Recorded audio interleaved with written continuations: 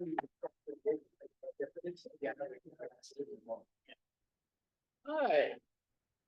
Welcome to the NHCPG meeting for March. We are recording this on Zoom, but there are no people in the room. They're all in the room. Thank you. Thank you for being here. So, first order of business is our opening reflection.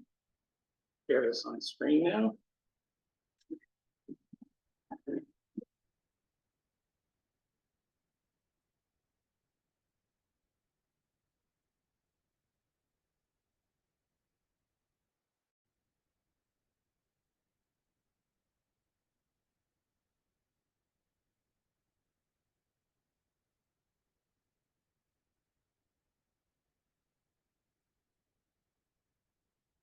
The Normal Heights Planning Group envisions a healthy, vibrant community that honors unceded Kumeyaay land and cares for all inhabitants. We prioritize inclusive and equitable land use, valuing people over commodification. Through pedestrian-friendly infrastructure, transit-oriented development, open space preservation, and affordable housing, we strive for a vibrant and sustainable neighborhood. Additionally, we promote responsible economic development that supports historic preservation, local businesses, fosters job opportunities, and enhances the overall economic vitality of Normal Heights. At this point, we'll do some agenda setting and modifications. Items on the agenda may be addressed out of order. Sometimes we need to adjust for presenters being here or not. Proceedings are recorded, as I said before, and they are posted afterwards on our website along with the meeting minutes. Chat entries in the Zoom are not considered official communications, although we do encourage entering your name, and if you want to sign up for our newsletter, your email address. There's also a sign-in sheet. We really appreciate you signing in because numbers count when it comes up for presenting our credibility to the city in April as a community planning group. Next up is non-agenda comment, 2 minutes per person. Do we have any non-agenda comments? I had a neighborhood observation. Yes. I saw at the intersection of 36 and Adams, they're starting to install the hit the button and flashing light mid-block crossing. So I saw that the first bit you have going today. Oh, that's great. Yeah. That's great. I'll make my own non-agenda public comment, which is there are some flyers for SD Urban Wildfire. There's some information on there for a project that I've been working on that's spinning off of the work that was done at the CPC last time. Yes, Art? Hi, I'd like to comment about the last 3 speakers we've had. 3 months ago, we had the city survey that came in, and my takeaway from that was that we live in an aging neighborhood, not good for development. And kind of the implication or inference I got was that maybe the city's not going to pay much attention to us when it comes to new infrastructure. Then the next week was a rather large police officer who was talking about felony for graffiti, for minors, which seemed like a little extreme for me. That my takeaway once again, are the jails full of future recidivists as it is. But last month was the cap. That bicycle coalition that I've seen them before, they came in. I personally thought they were rude, talking out of line. Obviously, a lot of them were not from our neighborhood, and that our attention was worthy because of the speaker they had, who I kind of found rather rude. He did refer to San Diego as a godforsaken city, and I was like thinking, I've heard you before, and they spent $14 million on me, and you still don't feel safe riding your bicycle. So I'm just wondering, who our speakers bureau is. Thank you. I don't know where I am. Thank you. Bear with me, it looks like, I'm not getting the ballot camera. Let's see if it's-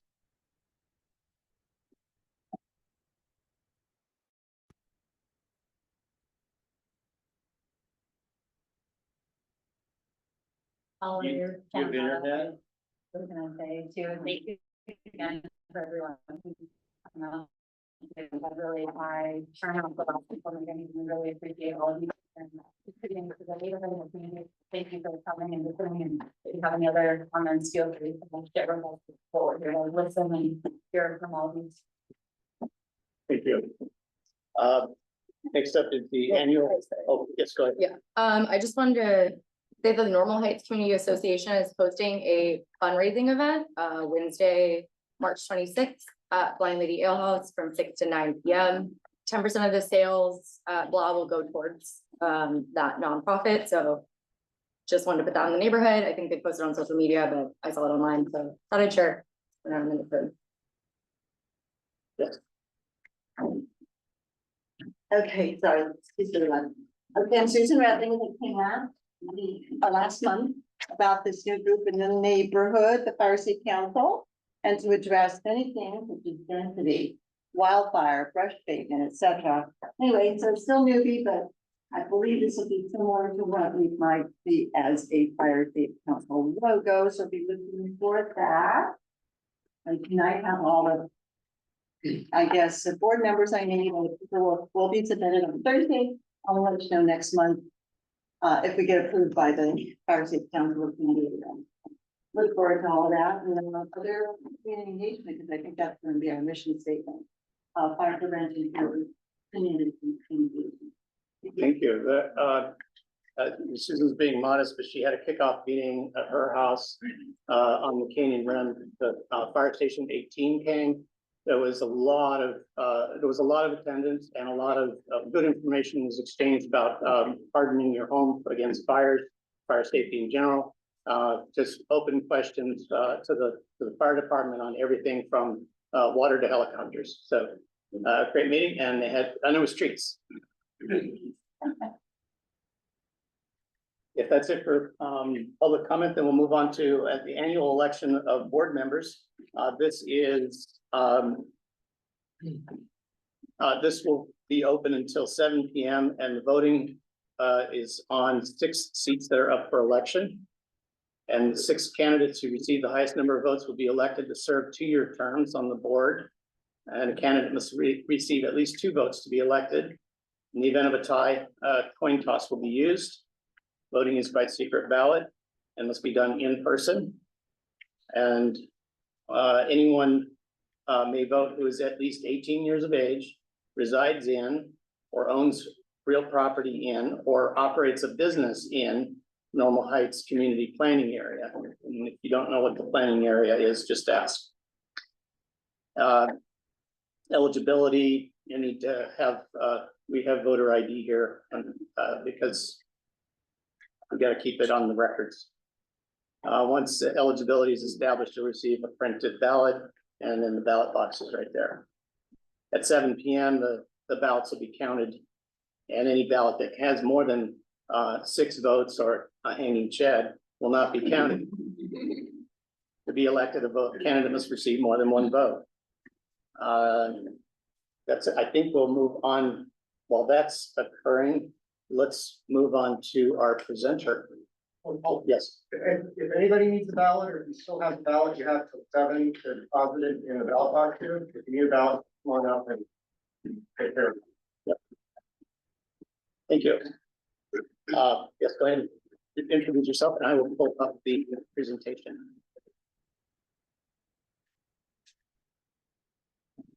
We invited Alexis Wall, she's with Wildlife San Diego, which is a part, Project Wildlife is a part of the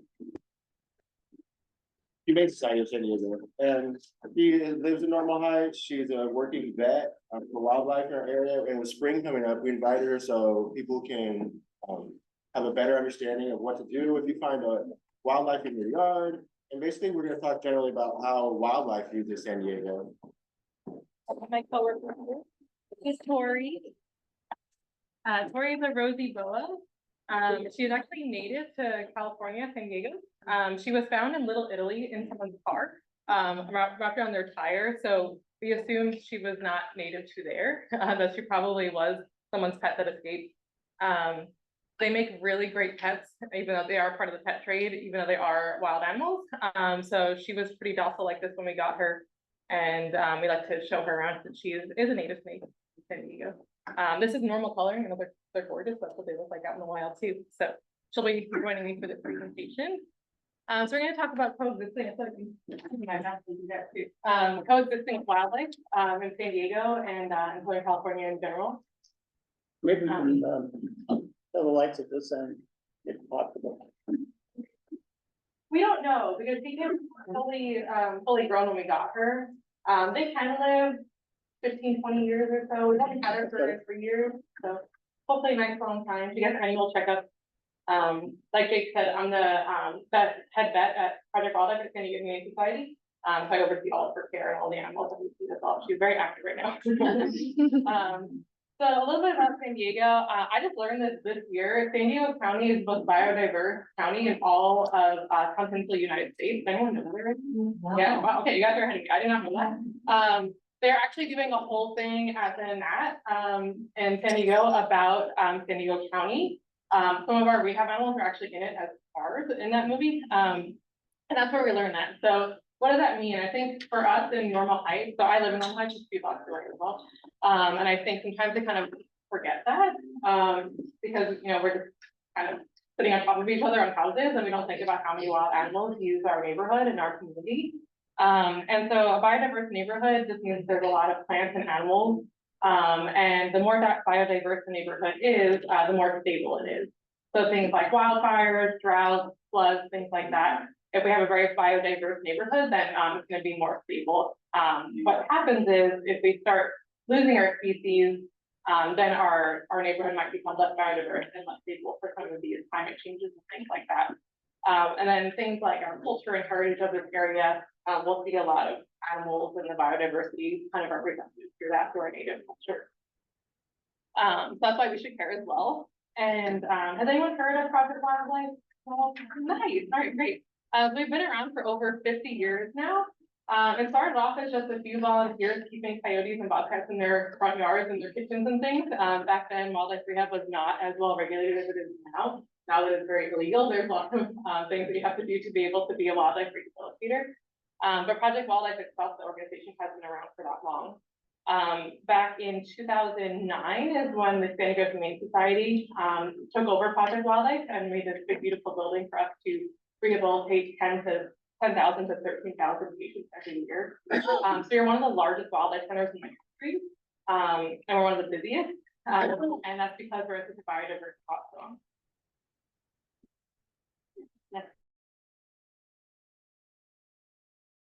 Injured and orphaned animals every year. I do next time. So this is in no particular order. It's actually really hard to figure out these stats. For the most part, when we get animals brought to us, either by our officers or by members of the public like you, the most common presenting complaint we get is found on the ground. So we have no idea what brought this animal there. They have to be pretty sick or pretty ill typically to be brought to us. Because if you think about a wild animal like coyote or a hawk or even a mountain lion, which we do rehab, they have to be pretty injured for people to be able to capture them. So these are kind of the main reasons. Biggest one is we're using their land. They have a lot less resources and places for them to go. So there's going to be a lot more human wildlife conflict and interaction. Another big reason is rat bait, so rodenticide.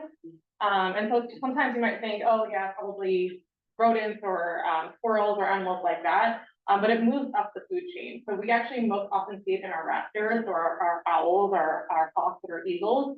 Almost all of them have rodenticide poisoning. Some of them are not clinical for it. We don't treat all of them for it, but there are studies to show that almost all of them have been exposed to it out in the wild. Even here in San Diego, where our first generation rodenticide is banned, which does help a little bit. But we do see it kind of move up the food chain, and even things like raccoons and possums, they'll get into rat bait as well. The other big issue that we see, especially this time of year, is dogs and cats. So your pet will find baby bunnies, baby birds, and you know they're just doing their thing out there and pick them up, and they do get injured. And unfortunately, with cat attacks, it's almost always fatal for even our little birds that might look okay. A few days later, they often will get sepsis just because cats are predators. That's what they're meant to do, is to hunt and kill prey. So very often these are fatal to them. So I know it's a very heated topic, but we do recommend keeping your cats indoors if you do want to bring them outside, just supervising them while they're outside. Especially this time of year as we start getting into baby season, we'll talk a little bit about that. Another big reason is being hit by a car. Again, we don't always know that that happens. We just find them on roadways and we just assume that the animals were hit by a car, but a pretty big reason for our intake numbers. Hitting windows is another really big one, especially during migratory season, which we have a spring and fall migration. And so you might hear something called the Lights Out campaign, where they tell you to turn your lights off at night so that the migrating birds can fly overhead and not get disturbed by any sort of light from below. And I would say that time of year, we probably get 10 to 15 animals a day that are hitting windows. Some things you can do for your own house. You can purchase stickers to put on your windows, especially during fall migration. That'll break up the reflection, so if the bird is flying under your window. Kind of a generic one that I put for last, like garbage or pollution. This one can be anything from oil spills, whether it's like natural seepage coming from oil rigs, animals getting stuck in pieces of garbage is actually quite common as well, or just getting contaminated from something from our trash. Those are kind of the main reasons. So what can you do as an everyday citizen in Normal Heights? I've put it into 3 main categories: habitat harmony, responsible stewardship, and wildlife awareness. And these are things that you guys can do in your own backyard or your own balcony if you don't have a backyard, depending where you are. So habitat harmony, these are things like making native gardens. And even we have a very small garden. You don't need a lot of room. You can use containers. If you have any, just pots and planters are good as well. There's a big campaign right now called National Park in Your Backyard. And what you do is you can register your community, and if you have native plants, basically the premise behind this is that most of America's land is privately owned. And so we have great park systems, but they're all disjointed and they're not connected to each other. So we, the people who own private property, make our own little national parks in our backyard that we can create these wildlife territories that connect with one another. So if you want to look that up, they have a huge campaign around the United States. And you can even go on there and see which species are keystone species or really helpful species to have in your yard. What's best for things like birds or hummingbirds, bees, bats, even whatever you want to bring to your garden, you can look up and see what they have. And it's a really, really cool campaign. And then when you have enough native plants in your yard, you can register and they'll put you on the map. You can watch your area grow too. Also things like cleaning up, so signing up for like beach cleanups, or even if you're out there birding or going for a run, cleaning up garbage, that really helps for us and for the animals. Next up, responsible stewardship. So I don't know how many of you have been to La Jolla recently, and you always see the tourists down there with the sea lions. That's crazy. This is an accident waiting to happen. And of course, if anything does happen, it's the sea lions are the ones that are going to be the ones in trouble there. So you know, advocating for animals to keep your space from them, and also teaching other people to do that as well. I know it's kind of hard to do whenever I'm in La Jolla. I can't, but I try to tell people, you know, step away. These are dangerous animals. These are wild animals. We need to give them their space. This is their space first, and we've approached on it. So that's very important too. And then just being aware of what's around you. I didn't know that we were a biodiverse hot zone. We've lived here for 4 years now. I also didn't know that we had a spotted skunk. Does anyone know we had that? I had no idea. We got one in the clinic last year. And that was really cool. We all didn't know that these were native to here, but they are. So just learning what's around you, what's in your neighborhood that you can help, that you want to help. And it might be things that you might not see every day, but it might be that something you can bring to your area in order to live. what else can you do is also not help. So this time of year, this is one of my soapboxes. This time of year, there's lots of baby animals out there, and they don't all need help. In fact, most of them do not need your help. So it's very normal for animals to be in their fledgling stage, leaving their parents or being supervised by their parents. And then we as citizens think, oh, we need to help them and bring them to a wildlife center. And if they're injured, certainly, and if they're endangered, absolutely. But for the most part, these animals are just living their lives and we've kind of encroached on them and then we think we need to help and we do not. There's some animals such as gulls. Anyone know what that baby is in that picture? It's kind of fuzzy. Yeah, it's a baby western gull. It's the most common seagull species you see. And they look like little fluffy chocolate chip cookies as babies. And what the parents do, they're great parents, but they don't pick great areas for their nest. So they literally put a few sticks on the ground, they lay their eggs, and then they go away. And when people see that, they think, oh no, we need to help, they've been abandoned. But they just don't pick great areas for it, and they'll come back. If people aren't around, they'll come back and they'll care for their animals. So they're doing fine out there. If they're not injured, they don't need to come. Other animals, such as great horned owls, are with their parents for 6-8 months before they're on their own. And so they'll go out and hunt at night, and if they fail, the parents will come in and feed them.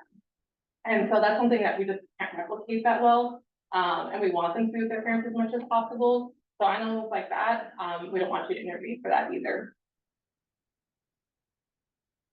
So we use the term intake diversion a lot at Project Wildlife and in the wildlife rehab community. And there's kind of 3 main reasons for that. So one is it's best for the animal. Like I said, things like the great horned owl, they rely on their parents so much for their upbringing. And we want them to be raised by their parents. We think they're going to have the best long-term best with them. Also resources. Almost every wildlife clinic that I could think of is a nonprofit. We have very limited resources, whether that's time, space, money, staffing, all of the above. We want to keep those resources for the animals that we have that need our care. And it keeps the babies out of care that might actually get sick. So we do have disease just like any other hospital. So that we have a healthy baby come into care. We don't want things like even influenza, which you guys all heard about, happening to these healthy babies that could otherwise survive out in the wild with them. So I know a lot of people think, oh, they're gonna do better in your care, you can focus on them. But we have 10,000 other patients to focus on, whereas mom and dad have 1 or 2 other babies to focus on. So they're gonna get the best care with them. Again, if they are injured, then we absolutely will take them and we will raise them, but that is kind of our last resort. So what can you do? I know I've given you a lot of mixed signals of what you should do if you find an animal. Project Wildlife and the Humane Society made what we call a wildlife health book, and it walks you through. So if you go on there and let's say you find a baby squirrel, you can go on there and it's like, okay, I found a mammal. And it'll walk you through what you think you found. Is it injured? Is it covered in ants? They'll ask you all these questions, and that will tell if you need to bring it into us or you should leave it there. And then if you still really aren't sure what to do, because I know sometimes it's overwhelming, because it's wild. I don't know if one of you've never seen something like that before. You can always give us a call and we can walk you through it. We would much rather if the animal could stay in the wild, choose that than to bring it to us if it needs to. So that's it in a nutshell.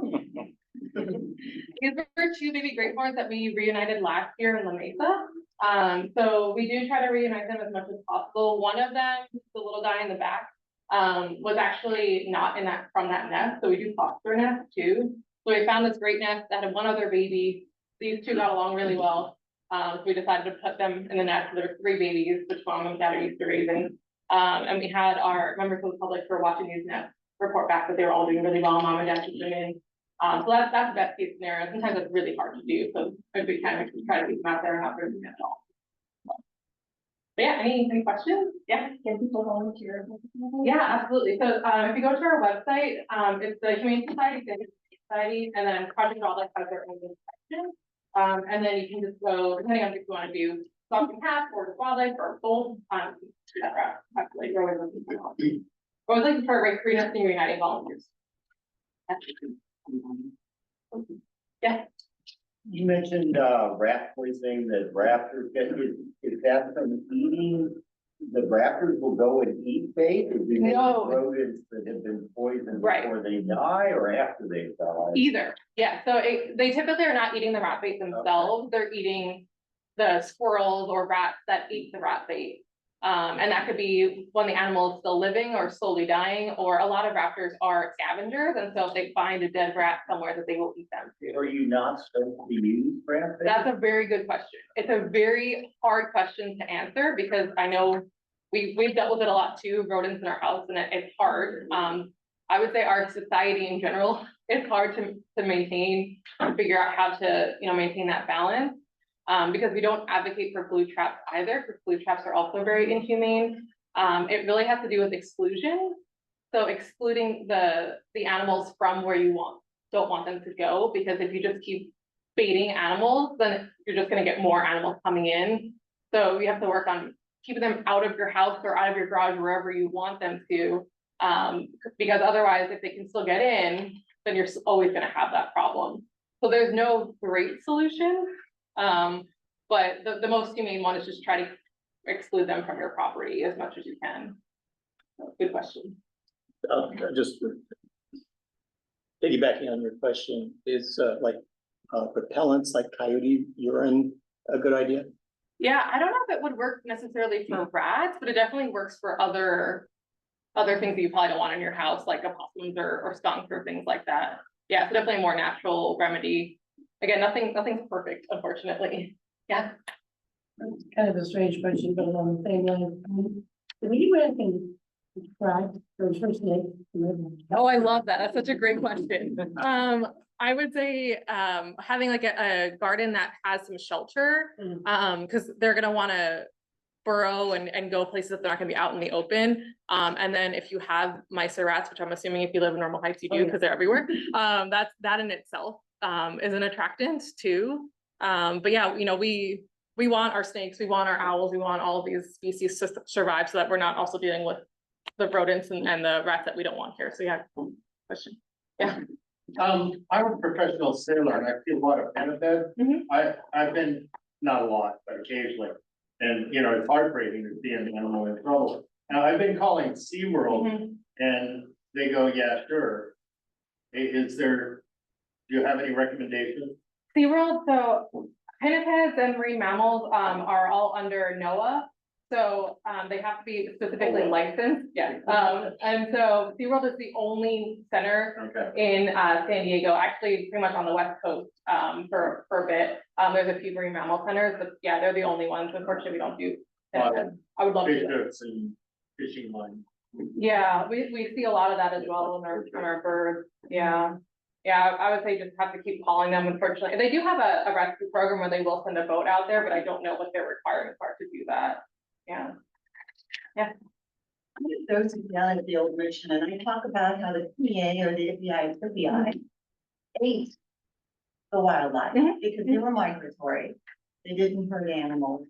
They didn't have crops. Do you have a component in this organization that of what was here in the 1700s, 1800s? That would have been proper food for the Native Americans here? I don't know personally. I know we've been working on, we work with a few of the tribes in the area, more that are established here and still live here. And we work on having programs with them, but I don't know specifically about what they would eat. Really. So your records would go back to the 1800s. Oh, no, we only have records until from like 2000 documents. Yeah. Diaries. I don't think we have any of that, Natural history is the main thing. yeah. So the other day I was like doing a client and we were in like the apartment complex area and Austin came out and came towards us. Are they, I know it's just to get out of LA, are they typically nocturnal? And in that case, like what do you do? He eventually like ran away. It's weird. I've never seen it. Yeah. I would say in the city, there's like no rules. Like the animals just do whatever they want. If they can find food in the middle of the day, they're gonna do it. So it doesn't necessarily mean they're sick by any means. I would say if you can get close enough to a wild animal that you can almost touch it, there is something wrong with it. Whether it's habituated, opossums are a little bit, they're not the smartest and they tend to just kind of do whatever they can do to get food, so they tend to be a little bit tamer. I've had ones where they're like sleeping in a box at their house, like wake it to like move it. Yeah. Yeah, but they're really harmless and they, since they're marsupials, they're, North America's only marsupial, they can't really carry rabies very easily too. And a lot of other diseases, they actually don't carry a lot of disease, which is cool, and they do eat rodents, they do. We want them in the area, right?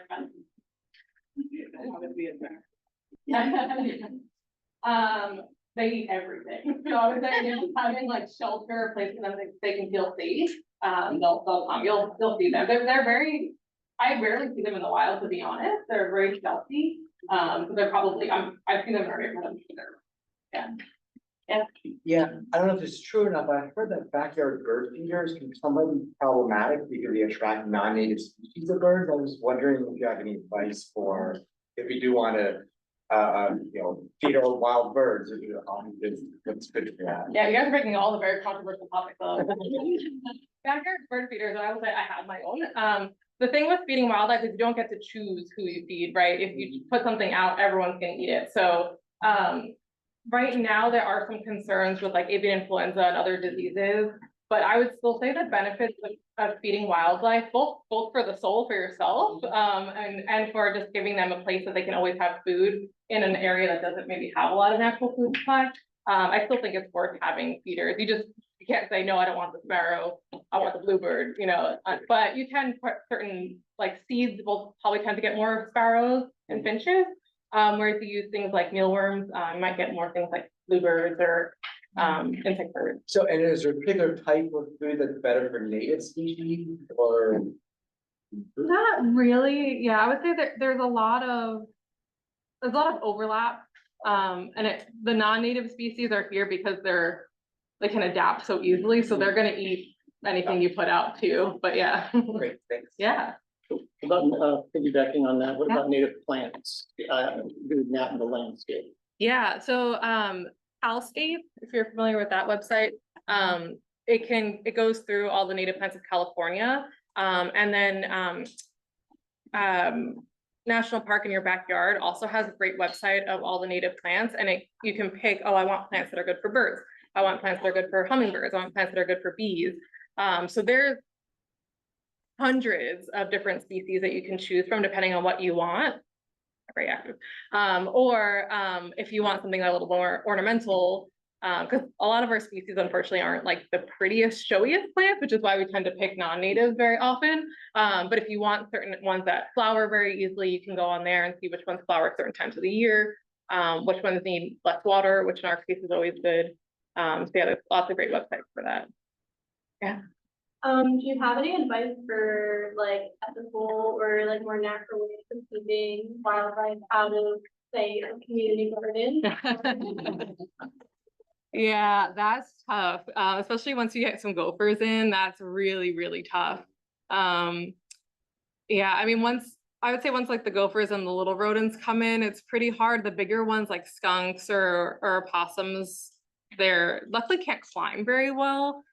So barricading areas for that. But gophers, once you have them, I don't know, it's so hard.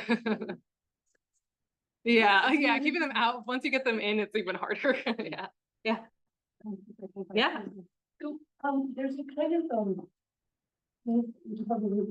influx of massive crows. Yeah. And they sort of migrate in the morning and migrate, and it's a very noticeable increase in the number, it seems to me. Yes. More than I ever remember a decade. Well, actually, I only learned this too from that, the video I was telling you about from the Natural History Museum. Crows were not native to San Diego until 1970s or 1980s. So they migrated in, I'm not sure where from, but all of these species like crows, sparrows, coyotes, opossums, raccoons, that can live with us and eat our garbage and eat things around us, those are the ones that tend to thrive. So we probably just got a decent population that migrated from somewhere, and this is prime habitat for them. We have open dumpsters and garbages everywhere. So yeah, it's crazy. Our block always has we call a murder of them everywhere. Yeah. Any or dangerous wildlife or plants that are native to this area that either process or when we were to implement what we do or not do. Yeah, I'm not a good plant expert, but, for wildlife, I know people are always very concerned about coyotes, right? I've worked with hundreds of coyotes, and I think it's very obvious why we domesticated canids.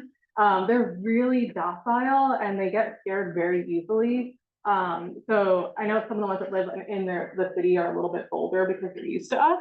But usually if you just get really big and loud, they will run away. If you have a little dog and you're walking, I mean, here I'm not asking for, but kind of if you're out east, maybe, you can bring something loud like a can of pennies and you shake it. We call it hazing. So you're not hurting the animal, you're just being really loud and scary and they don't want anything to do with you. In our area, there's really not a whole lot. Even in San Diego County, I would say the scariest thing is a mountain lion. And again, for the most part, those are more afraid of you. They really don't want anything to do with you. So if you do see a mountain lion, don't run, because that will ignite its response to chase. So again, you just want to get loud and big. I would say bobcats maybe as well, but those are even harder to find. If you see one in the wild, you have to be lucky. I've never seen one in the wild. Those I would not try to, get close to because they will be a little more aggressive. But for the most part, I would say like wildlife doesn't really want something to do with you either. It's just what we have around us that's causing us to come closer to us. Rattlesnakes. Yeah, so we have 3 species of rattlesnakes that are venomous in San Diego County. I don't know that I've ever seen one in Normal Heights. It's usually like Santee, Lakeside, and La Mesa areas. And they too, they don't want to bite you because that venom takes so much time and energy to make. So they're gonna rattle first. They're gonna tell you, I don't want to bite you, but I'm going to. And if you just give them space, they're pretty harmless. The only time I think is when they're out in the sun, kind of warm, and they're kind of snoozing. Just look down, don't step on them. That's kind of the biggest thing. But for the most part, especially on this continent, there's not a lot of animals that are looking to get you. Yeah. I heard that there's been like an increase in rattlesnakes that don't actually rattle. Is that true, or is that just I don't know. Yeah, I've not heard that before. word of mouth? But like, Yeah. Yeah. Yeah, and I would say, like, with a caveat, they might not always rattle, but you should be able to see. The only ones that we have are have diamonds on them, so it's very easy to figure out what they are. Whereas like something like a gopher snake or something like that is more homogeneous color. So they might not always rattle, or they might, sometimes people will cut off their rattles and then they won't have one. So that would be one, but I don't know. I've not heard that. That'd be interesting. I'll have to look into that. Yeah. Thank you so much for coming today. Yeah. I just want to make a few comments. It's really got my gears going about like community planning basically, because whenever a new project comes, whether it's here in Normal Heights or anywhere in the city, and the community has an opportunity to give input. I've never really considered like environmental impact beyond like water quality or something. So I think it's really cool that it just got my gears going for like any kind of recommendation I make personally, like for any community input things to include, something to consider at least the wildlife species here. Yeah, and even just like a planter for native plants or something like that. Yeah.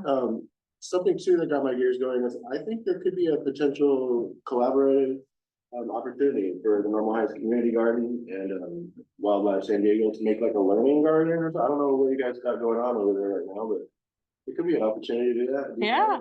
Project Wildlife or anyone would be interested in that? Like, do they do things like that? We have one on site. So we have 2 campuses. We have one in San Diego and one in Ramona. And Ramona, we have a wildlife or a native garden. So I don't know if we've done it like as an outreach thing, but I think it'd be really cool if we can figure out a way to do that. The plan right now is to have about 50% of the space as native garden. Oh, nice. So there would be, the city actually is calling it a pollinator garden because it needs to be related to the community garden in terms of like food crop. But it essentially is a native garden. Yeah. So that would include pollinators, bees, natural native bees, lizards, hopefully, butterflies and like that. Not too many mammals. Yeah. Although we're right there on on the creek, so I'm assuming that possums and skunks would come up. Probably, yeah. Which leads me to my next comment. I think I told you this before, and then Julia, you asked about it, but to handle the gophers at that community garden, chicken wire, put chicken wire, double layer chicken wire under every garden bed. They won't go through it. That's a big one. The crows around here, I've noticed that they go down into the valley in the morning and then they come back up here at night. And I see a lot of people feeding the crows that night. Yeah. It seems like their roof change all the time. Someone feeds them out the window of our building. Yeah, and that's typically, I feel like when we see wildlife kind of congregating, it's because they're being fed either inadvertently or, Yeah. on purpose, which. Also, the mice and rats, when you're talking about that, I have so many clients that are baiting and baiting and baiting. They spend years baiting, and they call me once, I seal everything, there's no more. Yeah. So I think, Yeah. I just want to encourage everybody, if you have someone come over to your house, which it won't be me, I'm not doing it. If you need to seal every entrance, then they're done, they have no reason to go in, they can't get it. And then my last comment is, I know a lot of people who are concerned with the coyotes, so. And they don't seem to care, even if you're waving your hands or making noise, and I know a couple people who have their pets eating. So what can we actually do about it? Because there are coyotes in Normal Heights, I've seen a few. Oh, yeah. I mean, I think the biggest thing, especially if you have a small dog, is to just watch them when they're in your yard. I know it's hard because we want to keep our dogs outside. But the little dogs, definitely used to work in private practice nearby, and every night we'd have, little dogs that were bitten, even some bigger dogs too. But again, I think encouraging your neighbors not to feed anything or anyone, because again, you can't choose who you feed. So if you're putting out cat food for the community cat, you're going to get opossums, you're going to get coyotes. So this really is a community-wide effort to tell neighbors and friends and family, and don't feed anything, because once you start feeding wild animals, that's when they're going to get really used to people, and that's when they become a threat. So I think as the individual person, it's really hard. As a community, really need to work on not feeding wildlife. So in essence, it really starts to eat out the bird feeder. The bird attracts the cat, attracts the coyote, all that, right? Yeah, I would say that the coyotes are probably less likely to eat the birds, but definitely like if there's cats around or like bigger rodents or something around. Yeah. We have a question on Zoom. We have one attendee. Just a suggestion for the last question, Jacob. There is such a thing called a fence roll. And what it does is when something jumps up to go over the fence, it's constructed in a way that it's just PVC pipe that rolls back so they can't gain footing and they can't get over your fence. I can send you more information on it if you'd like. Thank you. I do have a question, because I let my little dog out at night just in my side yard, but I have a fence, so I'm curious, what size fence can the coyotes get over? They can jump like 6-foot fences. So yeah, they're pretty stealthy. It's kind of rare in this area. Again, I feel like I saw it more like out east. But yeah, I've never seen it in this area, but having one of those roll things, you actually watch it and they can't jump, so they just kind of get stuck up there. But yeah, they can jump like 6-foot fences. Yeah, I need that. It said possums can't climb, but that's the one in my backyard. And he goes on he's so fat, he goes on this little fence, and I'm like, how is he doing it? They're good at trees, I would say. Skunks are not good at climbing at all. They have like really short, stubby legs, so they can only walk, but possums are a little bit better.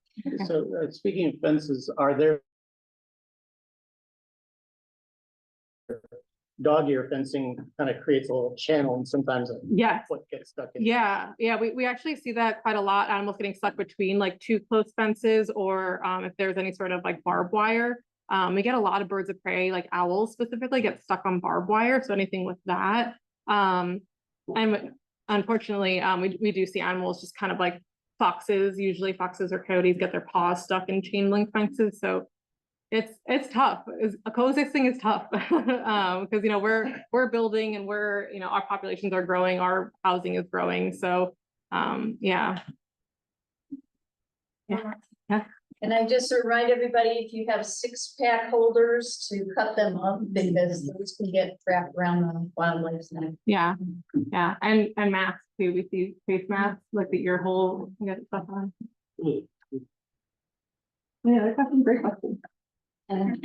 Is this population increasing around here?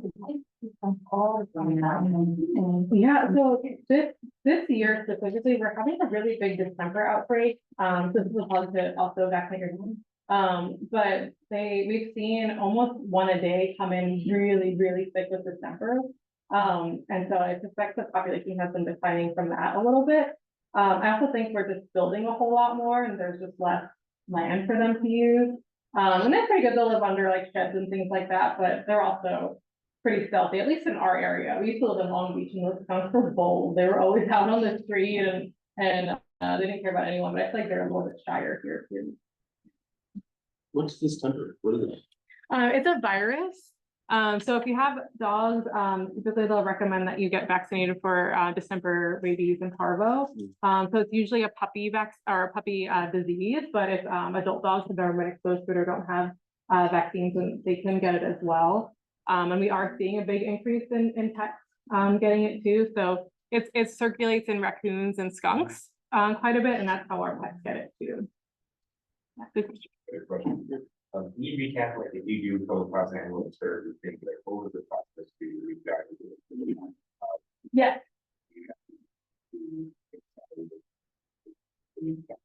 Yeah, it kind of depends on the scenario. We wouldn't ask you to bring like a mountain lion to us, but you know, if you maybe found like a little injured house sparrow, and you're able to bring it to us, again, we don't have endless resources to be able to send people out to them.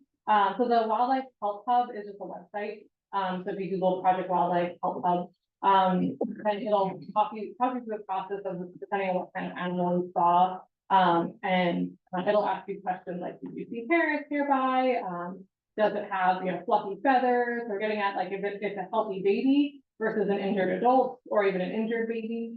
So if it's like a healthy baby, we might advise you to keep it there. But if you think it's an adult, that's part right. If you don't know what an adult animal looks like all the time, we can talk you through what that is. And then if you're able to bring it to us, we're located on Game Street, Mission Valley, or Ramona is our other campus, but I'm assuming if you're here, you're closer to Mission Valley. But our Ramona campus is the one that will take coyotes, foxes, mountain lions, bears even, which are not in San Diego County. We just get them brought to us from other counties. So if animals like that, we would send our officers out. We wouldn't ask you to bring us a coyote, although if you're comfortable and safe doing it, we have had people bring us pretty much anything, but obviously we want you guys to.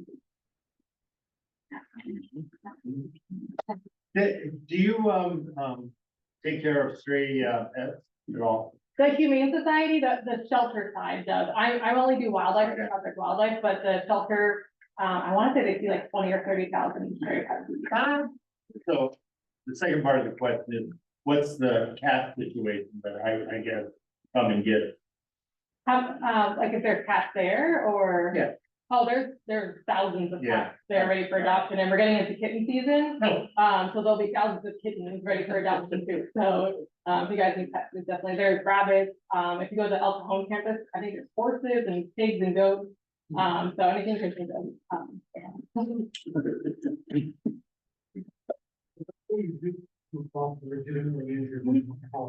Yeah. In light of the consensus surrounding avian flu, is there guidance regarding? Yeah, very, very good question. So our songbirds are a little bit less likely to get avian influenza, or bird flu. That's typically going to be our crows, ravens, raptors, species, or seabirds or shorebirds. So things like our juncos or phoebes, like the little brown birds you see in your yard, are very unlikely to get bird flu. We don't really know why, it might be an immune thing. But things like ducks are very likely to get it and might not even show that they're sick. So we would recommend, I know not everyone has this, but recommend wearing gloves if you're touching anything, a face mask. When we are, we consider the high risk species ones I said earlier, the crows, the ravens, seabirds, ducks, and raptors. At the clinic when we get them in, we're wearing full PPE, we're wearing N95, goggles, a gown, and gloves. We have gotten 17 positives this year already. So it is here, but it's mostly in the species I said earlier. We haven't seen it yet in songbirds. But always better to be cautious. You screen everything for I wish. So it used to cost us $50 a piece. which for 10,000, so 75% of our patients are first, so that would cost us, we'd be out of business if we did that. We partnered with the public health department, who are wonderful, and they were able to get us free testing, but it's not unlimited, so we basically pick the most risk species, or if we have one that we suspect, we do test for them. The guidelines right now, unfortunately, is that if we suspect any animal has it, we do euthanize them and submit them for testing because it's too much of a public health concern, for our staff and the rest of our patients. But we have tried to, test some like ducks and things like that, that might not be symptomatic, but might be studying it, and those are the ones that we prioritize, that would be no for dinner. Yeah.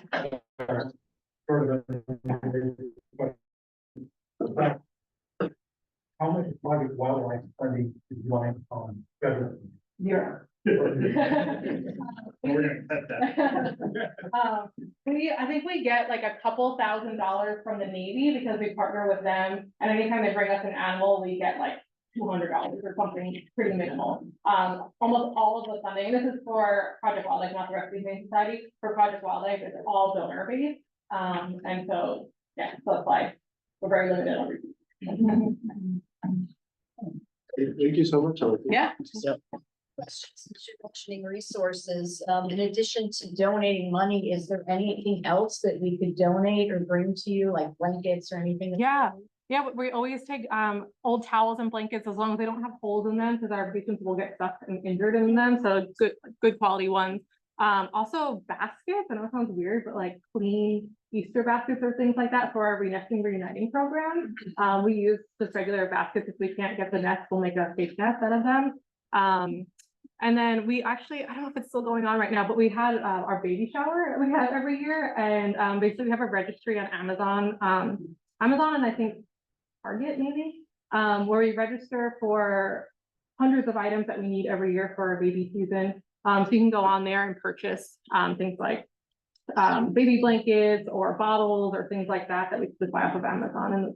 And I think we almost always have a registry, but the baby shower is free. Yeah. Thank you guys for having me. Yeah. At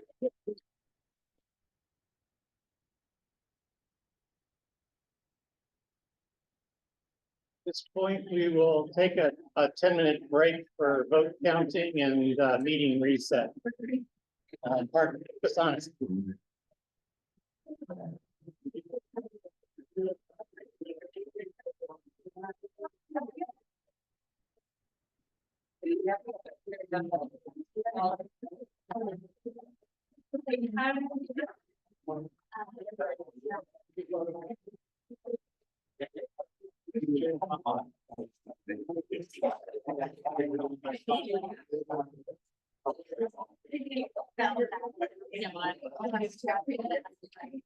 Yeah.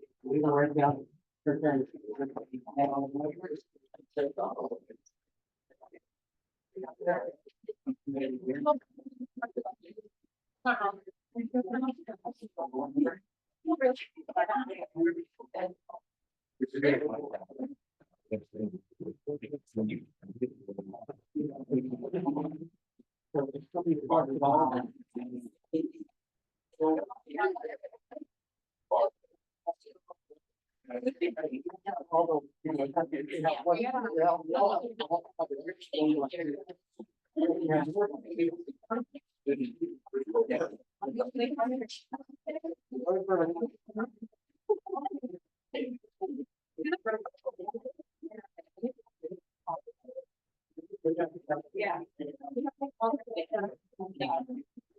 Yeah, don't worry, we have to follow it up. Yeah. I know.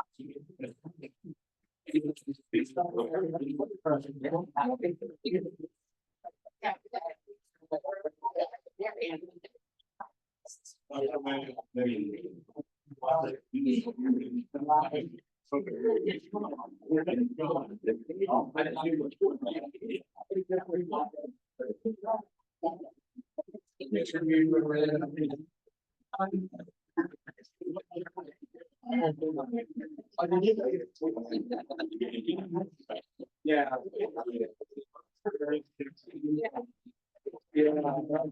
Right, yeah.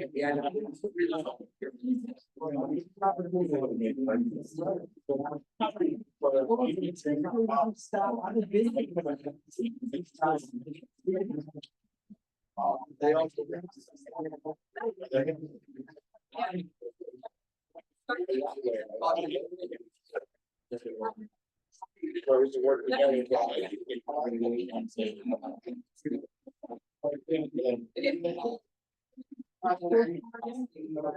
And like, okay, yeah, with a partner, and we did that. Yeah. That one, like, square, and walk here.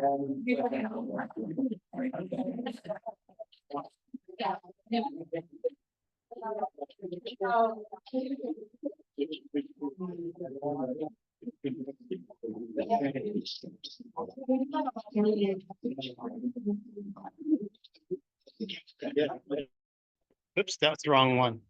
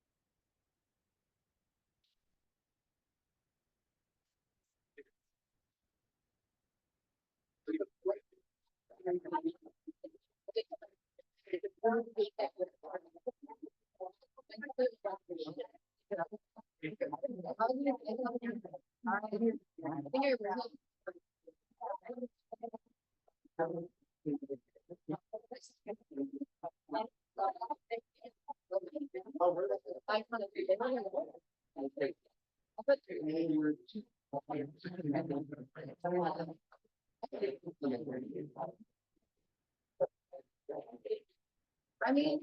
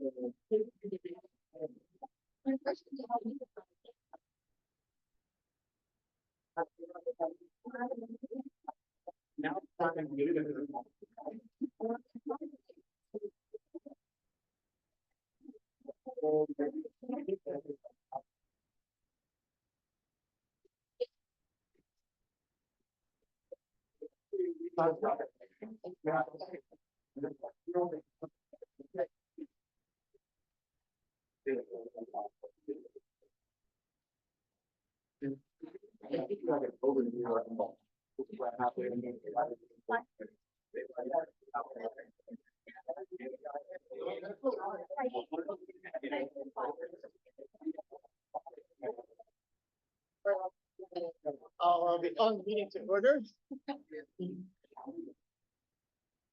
And, Stephen, you get is that your bell?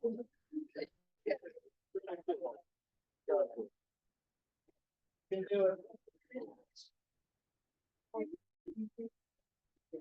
I'm gonna have to look at the record. There it is.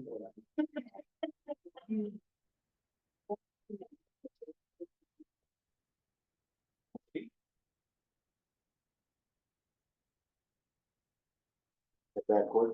No. I just unplugged it a little bit.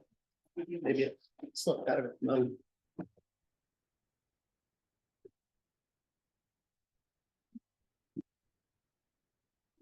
I'm pushing these buttons like I know what I'm doing.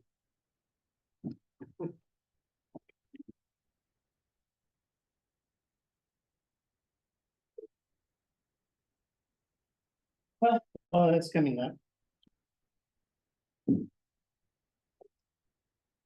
We left off. We got.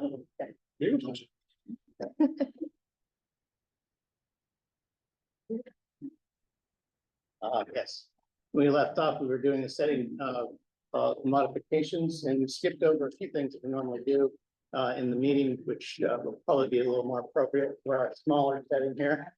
The reading of the rules, 2 minutes per person unless extended by the chair or the agenda. Stay on topic, otherwise other questions can be answered offline. Civic representation, and our guests must be treated with utmost respect. Try to be as factual as possible. Share the space, especially for new faces. Thank you for being here.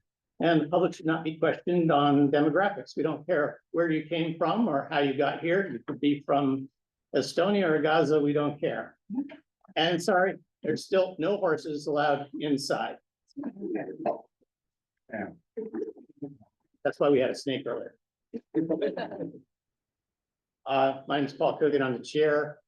Today's question is favorite movie genre, and I'll choose comedy. Alan Hartzler, I'll go with comedy as well. Madison Stevens, also comedy. Emily Caldwell, rom-com, specifically mid 2000s.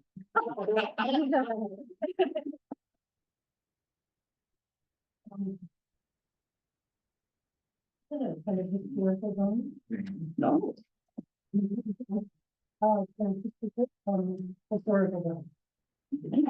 Kenny Patrick, horror. I'm Julia and I like dramedies, so like drama and comedy. Sammy Burrows, does Pixar count? I'm gonna say Pixar. Sure. Jacob Koopman, and I'm a big horror fan too, and I love a good documentary. Dan Soderbergh. Yeah, really love silent films. Buster Keaton. We're all married.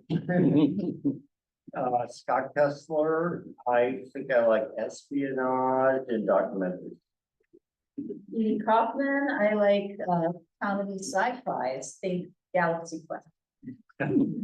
Brian Adams, I go with dark comedy. Comedy. Nancy Waller, comedy and old movies. Excellent, thank you. Any questions? That was our presentation. So at this point, we do have a vote count. So let's go ahead with Parker did the counts. What do we have?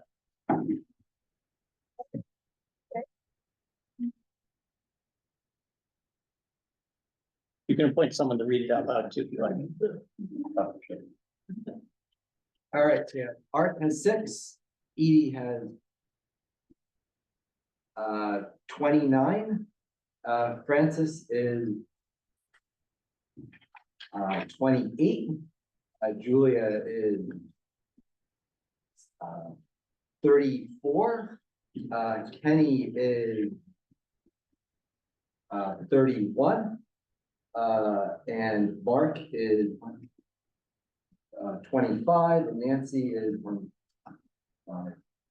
27. 27. So that's our, sounds like our existing board members have been reelected with the addition of Mark. So Mark will be seated at our next meeting as the first order of business. Okay. Thank you. Thank you. Thank you all for voting. Paul, I have a question. Yes. I noticed the rules you put up there, something about it doesn't matter where you come from or what community you're from. I didn't know that was our rule, but It hasn't been on there before. well, so I'm assuming it's something to do with the question I asked last time. Do we not care about where people come from? For instance, can anyone come and vote for our elections, or do you have to be from Normal Heights? To be clear, the voting is restricted to Normal Heights, So we do. but so- attendance and speaking is not. Right, but so we do treat people differently. If they're from Normal Heights, they're allowed to vote in the elections, but if you're not from Normal Heights, we differentiate those people, correct? Actually, I looked up the Brown Act, and the Brown Act says that you cannot ask people to identify themselves. You can't even technically ask their name if they don't want to provide it. So I think that that's where that comes from, and voting has a different set of rules under the Brown Act. Correct. Yeah, and I didn't know that. I had to look that up. Yeah. I wasn't aware of that, but So it is a clarification, and I know that I have asked that question before, when we've had people from Kensington come over and like, well, why are you here? Why are you in this room? We're Normal Heights. But when you read the rules, it's pretty clear that, First Amendment rights and Brown Act prevail. So when we do demographics, like we want to find out how our community is formulated, we put out polling, which is voluntary. But once in the room, a poll in the room sort of has an influence of being obligatory because it's been asked. So that's the rationale behind it. yeah, so I think we can ask them, you don't have to provide it, but if you want to, we would like to know where you're from, but I don't think that we can say, well, where are you from? What's your background or anything like that. It all has to be voluntary. Right. Yeah, you can. Demand it. Right, so, and we'll have a little more discussion about Brown Act specifically in our executive session at the end. Am I hearing that you could vote in Kensington as well as in Normal Heights? No, How is that fair? you can only vote if you're in this, for this particular CPG, you can only vote if you are in Normal Heights as a resident or a business. But you can attend. So if you're from, if you're from another community or another state even, you can show up in this room, you can ask questions, you can participate, but we can't ask, where are you from? Who's your parents? What's your social security number? But they could do that. Oh, sure, yeah. It is possible. And there are people who travel the CPGs that are known lobbyists, and that's okay. I wondered, okay, thank you. If you lived in Kensington and you had a business in Normal Heights, you could vote in both places, right? True. Yeah, you're eligible. True.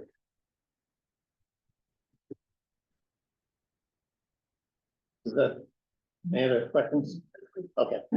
The next item is, shall the board include the opinions and recommendations to the city with permission of public safety testimonials from the February meeting? And I should rephrase that. Shall the board include opinions and recommendations to the city along with the submission of public safety testimonial from our last meeting? So in our last meeting, we collected testimonial about public safety, and all of those notes and that video and that recording are all public documents, and they're posted on our website. There's those meeting notes and video link are also forwarded to the city. The only thing that we're questioning is, do we want to include an opinion piece and a recommendation piece when we supply that information back to the city? To say, this is our opinions and findings in conclusion, sort of an executive summary. And I have a copy of the letter that I can share here on screen. That does include that information or doesn't? That does. So, over here. So in this document, we have the public comments here, which are extensive. And then it's introduced with a summary of the findings. This is all factual information. But it concludes with a statement. And I'll go ahead and read it. The residents of Normal Heights have voiced strong concerns regarding mobility safety in the neighborhood. Many feel unsafe walking and biking due to excessive speeding, ineffective bike infrastructure, and lack of enforcement. Streets like Mountain View Drive and Adams Avenue were highlighted as particularly dangerous. There is strong community support for implementing traffic calming measures, dedicated bike lanes, and increased enforcement to protect pedestrians and cyclists. We urge the city to prioritize mobility safety in Normal Heights by investing in infrastructure improvements and enforcement that make our streets safer for all users. Additionally, we ask that these concerns be incorporated into the Mid-City Communities Plan update to ensure future policies and infrastructure changes support safer, more accessible streets. Addressing these issues in the planning process will help create a long-term framework for a more livable, pedestrian, and bike-friendly community. Do we have a motion for inclusion? Suggestion. The state files in NHCPG and others certain concepts, I think it was specifically north Columbia Drive. Sure. So procedurally, I'll ask for a motion and a second before we, then we'll go into the second. Yeah, and I just want to know, when we say infrastructure improvements, what are we suggesting? That to me is pretty vague and open. Do we have a Open discussion, I'll make it work. motion and a second? Great. Okay, it's open for discussion. Thank you. Who was the second or? Second. Okay. You were saying? Sorry, yes, yeah, the phrase, infrastructure improvements, I feel like that's a little bit vague, and I would like to see more clarification as we're asking the city to consider. But I'm not sure, just looking at that, I wouldn't know exactly what we're asking them to consider as part of the plan. I think. I think in that first paragraph, it kind of addresses that by saying the traffic calming measures, dedicated bike lanes, increased enforcement. I mean, that's not infrastructure, but obviously it's relating to traffic calming measures and street safety. So without context, yeah, it could be misconstrued. Yes, Brian. A question and a comment. So the question is, when we talk about the city, are we talking about sending the council members office, or are we sending it, who we actually sending? As the Normal Heights CPG, we would be sending it to D9 Council. The council, okay. Yeah. And so, I mean, so my comment would be that, I mean, if our goal is to simply say, we care about these issues, I think this is fine. But it may, if we actually want to like try to start a process where the city seriously considers specific projects, is to maybe narrow it down to like 2 or 3 things that we actually want. And particularly like North Mountain View Drive or wherever else. And I mean, because I think that, I'm assuming when the council member would get a document like this, that office would just file it away and never look at it again. So, I mean, again, it depends what we're trying to do here. If we're actually wanting to like try to get specific projects started, I think maybe being more specific, but I guess we're just trying to say, we care about this. I think that, in response to your question, I think that once it goes to D9 representation, if it aligns with a lot of other things that are coming in terms of lobbying and so on, then they'll make that argument when it comes to budgets, budget setting. And then in terms of the Mid-City Communities Plan update, it would go into as a recommendation into the mobility component. So those items would, those are the channels, so that would be the city community plan. If we feel that we want to raise the issue to a citywide issue, we can go through the CPG. So I sit on that committee and you'd say, hey, I want to present on this to all of the groups and get a strong letter from the groups citywide, like what was done with fire safety. We'll get into that later. And then that then gets rolled up to being all council members and the mayor.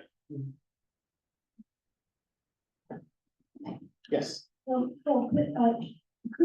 Chance to, I mean, I haven't seen, is this just something you're just going this right now, first time and you it?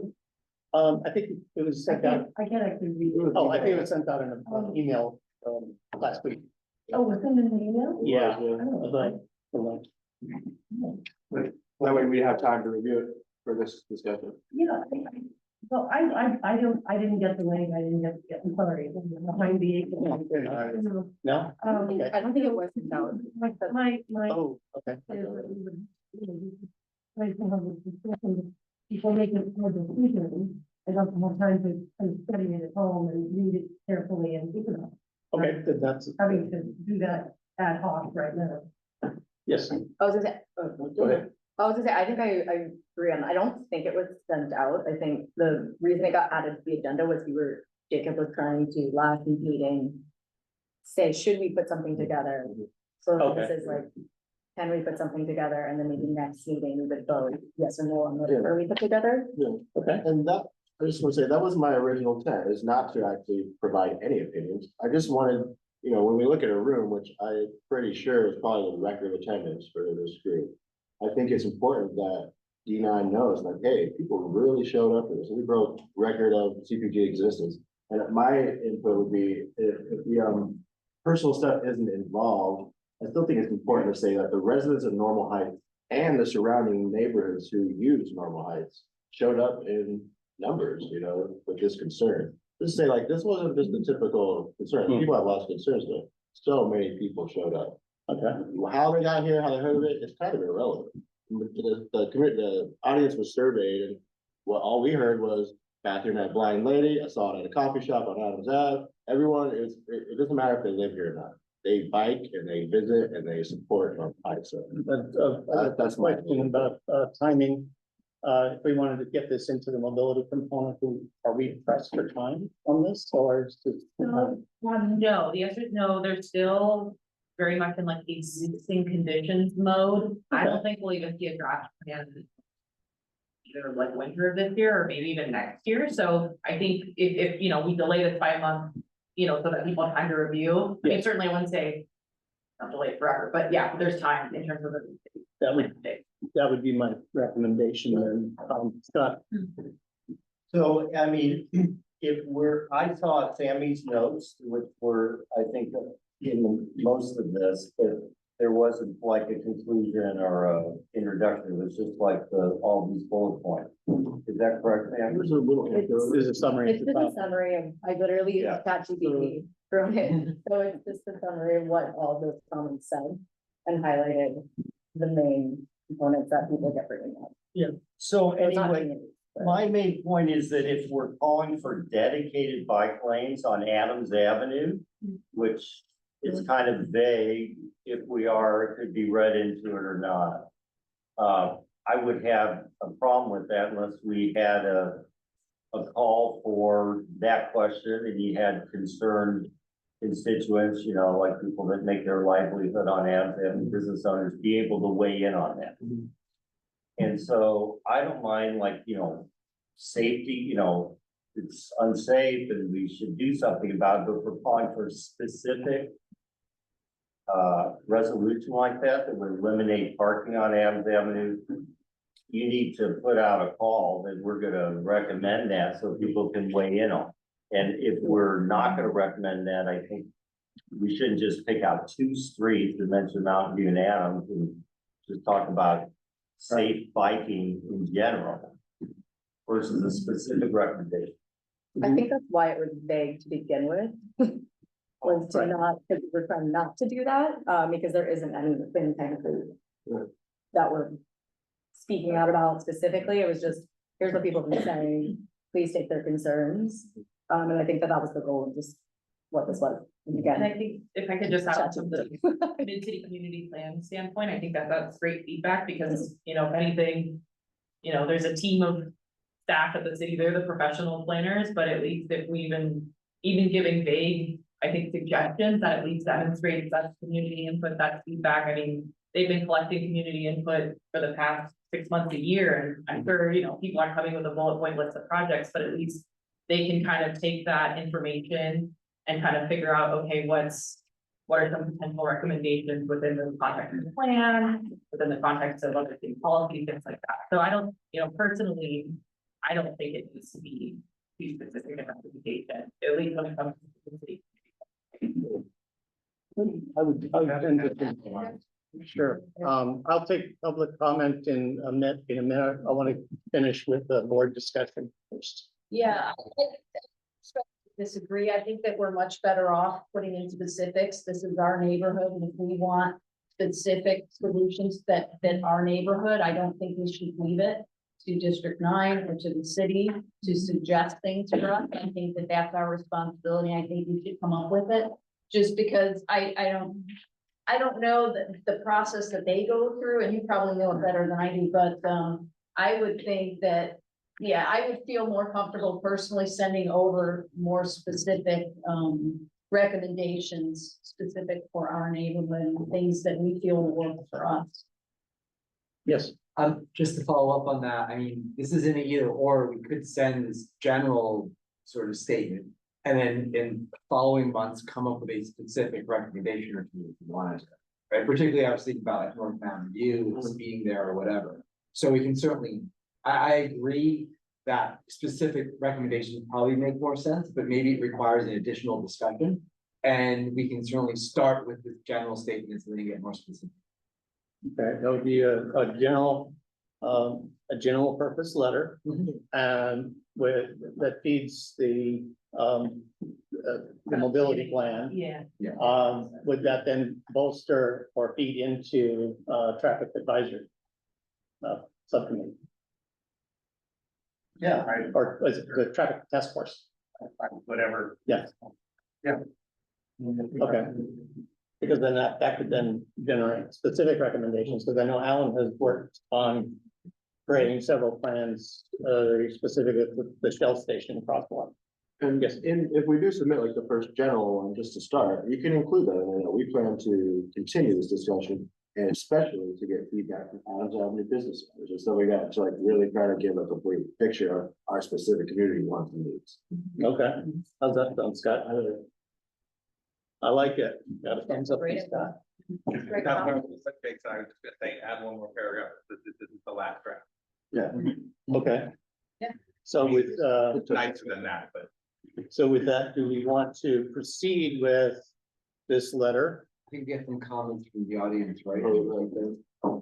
Yes, I'm sorry. Yes, I think kind of over the course of the discussion, one of the board members said, eventually got there. I guess one thing I would add is, yeah, last month, the focus was specifically on sustainability, and it was, you know, that was a long discussion. There were a deeper discussion to follow on specific recommendations to address that, considering one topic and the respective reserves for other community members to come in and comment on that. More specifics, kind of feedbacking off of their feedback. excellent. Yeah. Hi, I live on East Mountain View at Alway. And I just don't wanna, I wanna make sure that East Mountain View is included in the statement. Or not be so specific to just north or just west. I think all of Mountain View has an issue. So when you guys put together your final, that all of Mountain View is included. I mean, Ramey did bring up like that the whole section of north is being used to bypass, right? Yeah, right. And that's in there. That is summarized information in there. My, Yeah. it's in the summary opinion. Ramey's does mention that the entire length of Mountain View is used to bypass out. Okay, Like I heard about, I think it's maybe Miley might wanna run routes and the specifics in this room, so we can get more concrete on what specifically we want to recommend for the certain streets, so that we aren't leaving something out intentionally, and we are very clear about what we want, and we don't want for each of these.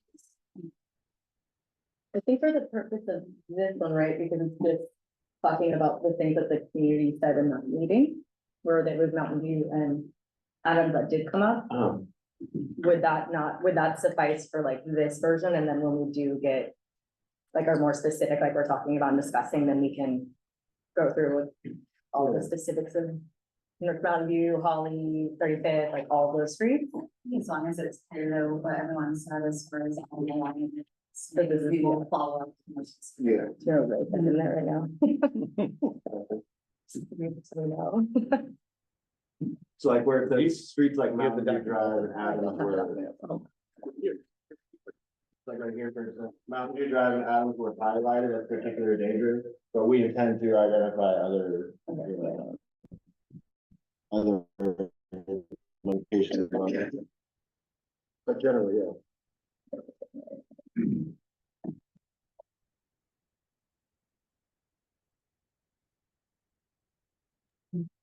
So, if I could just say something, Paul, too. It sounds like maybe we're not gonna vote to do this right now. I mean, I think we still could, but.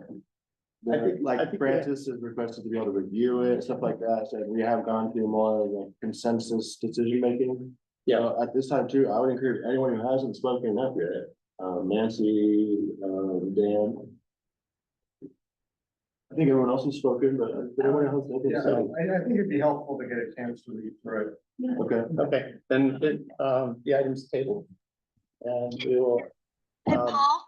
work up a final draft. Yes, Rainey. Paul, I apologize. If I can just point one thing out that I was doing in my own personal request to District 9 was that if we are requesting things to be done on Mountain View Drive, we have an opportunity, and I know it's coming up soon, but the Rock and Roll Marathon at the beginning of June, if they're going to do any kind of painting of lines or anything, Mountain View Drive will already be clear because the marathon. We may want to try to ask to take that opportunity to do some things on Mountain View Drive because it's already going to be clear of cars and they can just come through and do something. It's just a suggestion. Good to know, good to know. I think that's something that we have open, get it done so we can push on those, informally with Dina. So items tabled, we will distribute this draft for revision, and then at the next meeting, we'll approve for sending on to city council, or our council rep rather, for D9.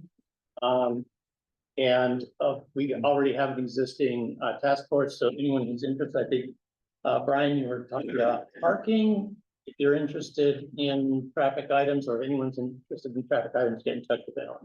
Yeah, since we're talking about it, I would like to hand off the leadership of the traffic safety task force to someone else. So who wants to take it on?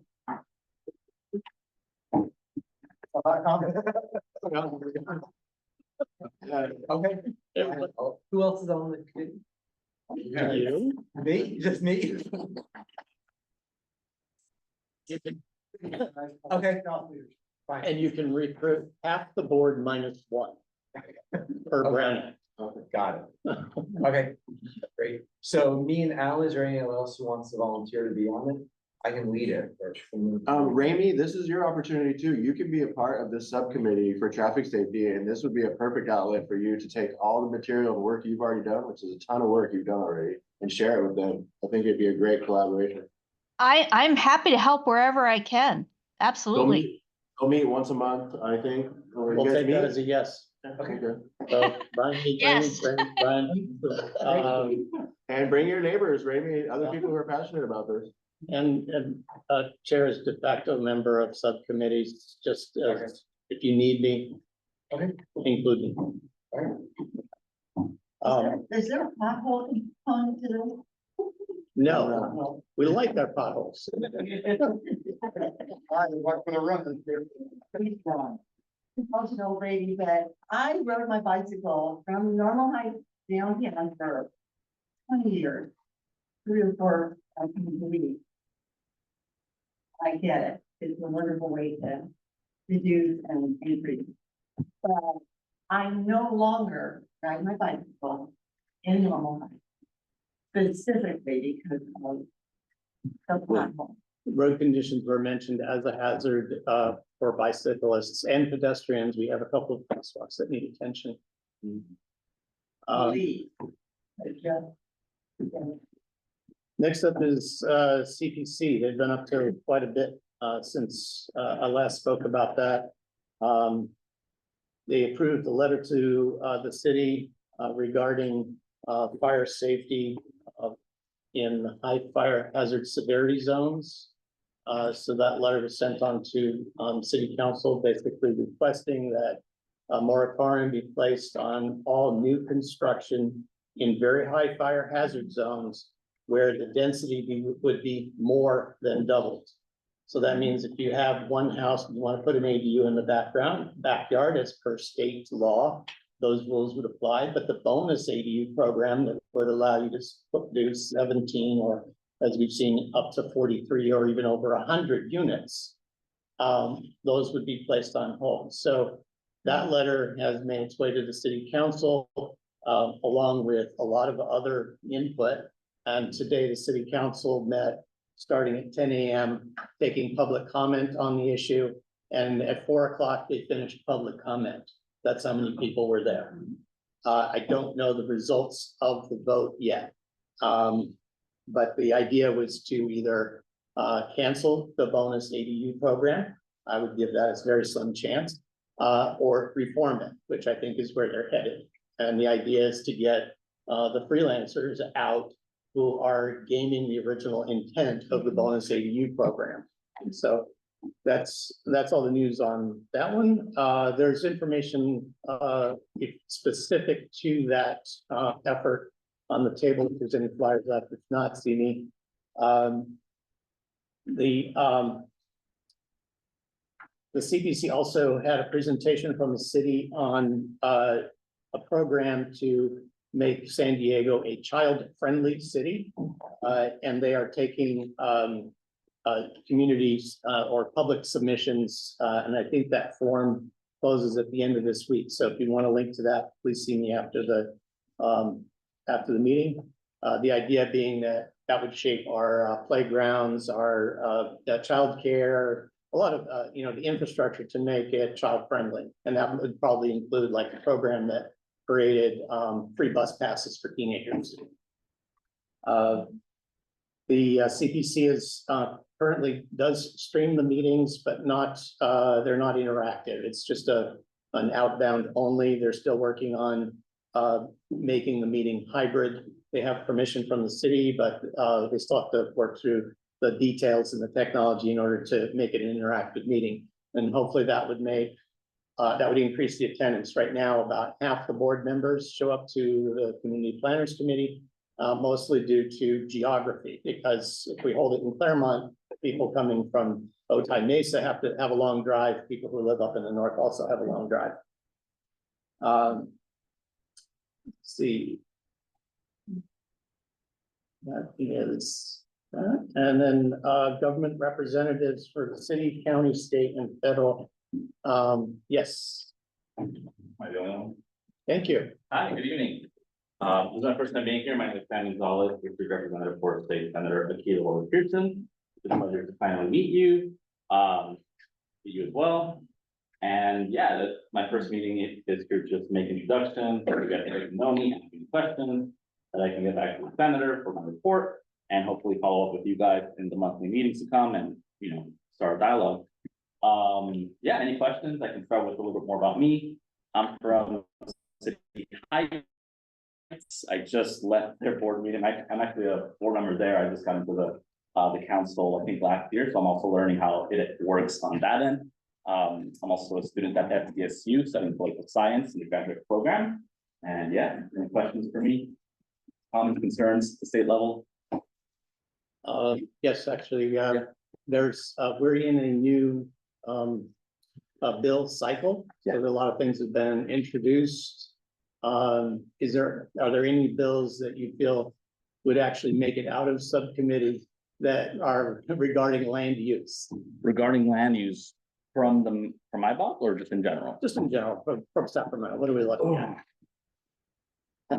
Pop quiz. It's a very, no, I mean, it's a pop quiz for a research question, but, I mean, just from the climate of things, I don't think anything that goes into budget might survive, but that's a common trend, especially nowadays. So, regarding land use, I think there's effort from other, I don't know who it was. There was a senator, I think it was a senator, I'm blanking on her name, but she's a local one up north. She's introducing bills to streamline the process for housing permits, like building houses on those permits, but I saw that in the headlines this week, but I'm not sure as the trajectory of its probability. I think I did hear something about that. We are now posting, a list of bills that have been signed into law, on our website, so that we know what came through.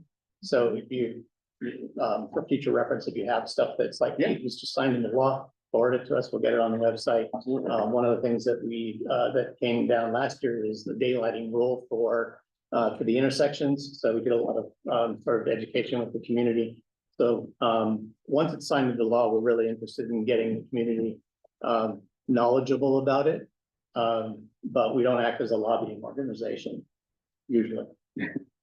One step. I know that one was a hot topic last year, and yeah. Okay. You or the representative from Yeah. I know it's a lot of it. Be available on Sunday to do a little walkabout, because we're a community of singles streets along the canyon. So to do it with the housing and that council, that Paul mentioned, that number that went. Yeah, that would be, That would be you? yeah, I'm a. Because you live on a Sunday at noon. I made myself available. So yeah, if anyone wants to meet one-on-one or have more engaging dialogue in the community, I will make myself available for that. So yeah, if you have a date and time and we can schedule that. We have a whole bottle of water for you. Just where your first walk and do. Yeah, but if I have a pocket, I left a couple over there, but if anyone wants to kind of go on. I know my back. Any other questions? Well, thank you for your time. I'll stay here and, I watch. Okay. Thank you. Next up, I have the staff report from the mayor's office, and I will just quickly read it into the record. Mayor Todd Gloria announced today a series of operational efficiencies, consolidations, and spending reductions that will save millions in taxpayer dollars now and preserve services for residents.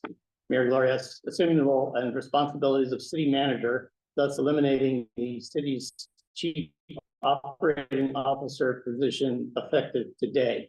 The city's executive team will now report directly to the mayor. The office of the mayor and office of the chief operating officer will merge and will include within it the Department of Government Affairs and the Office of Boards and Commissions. These actions will result in a reduction of 5 unclassified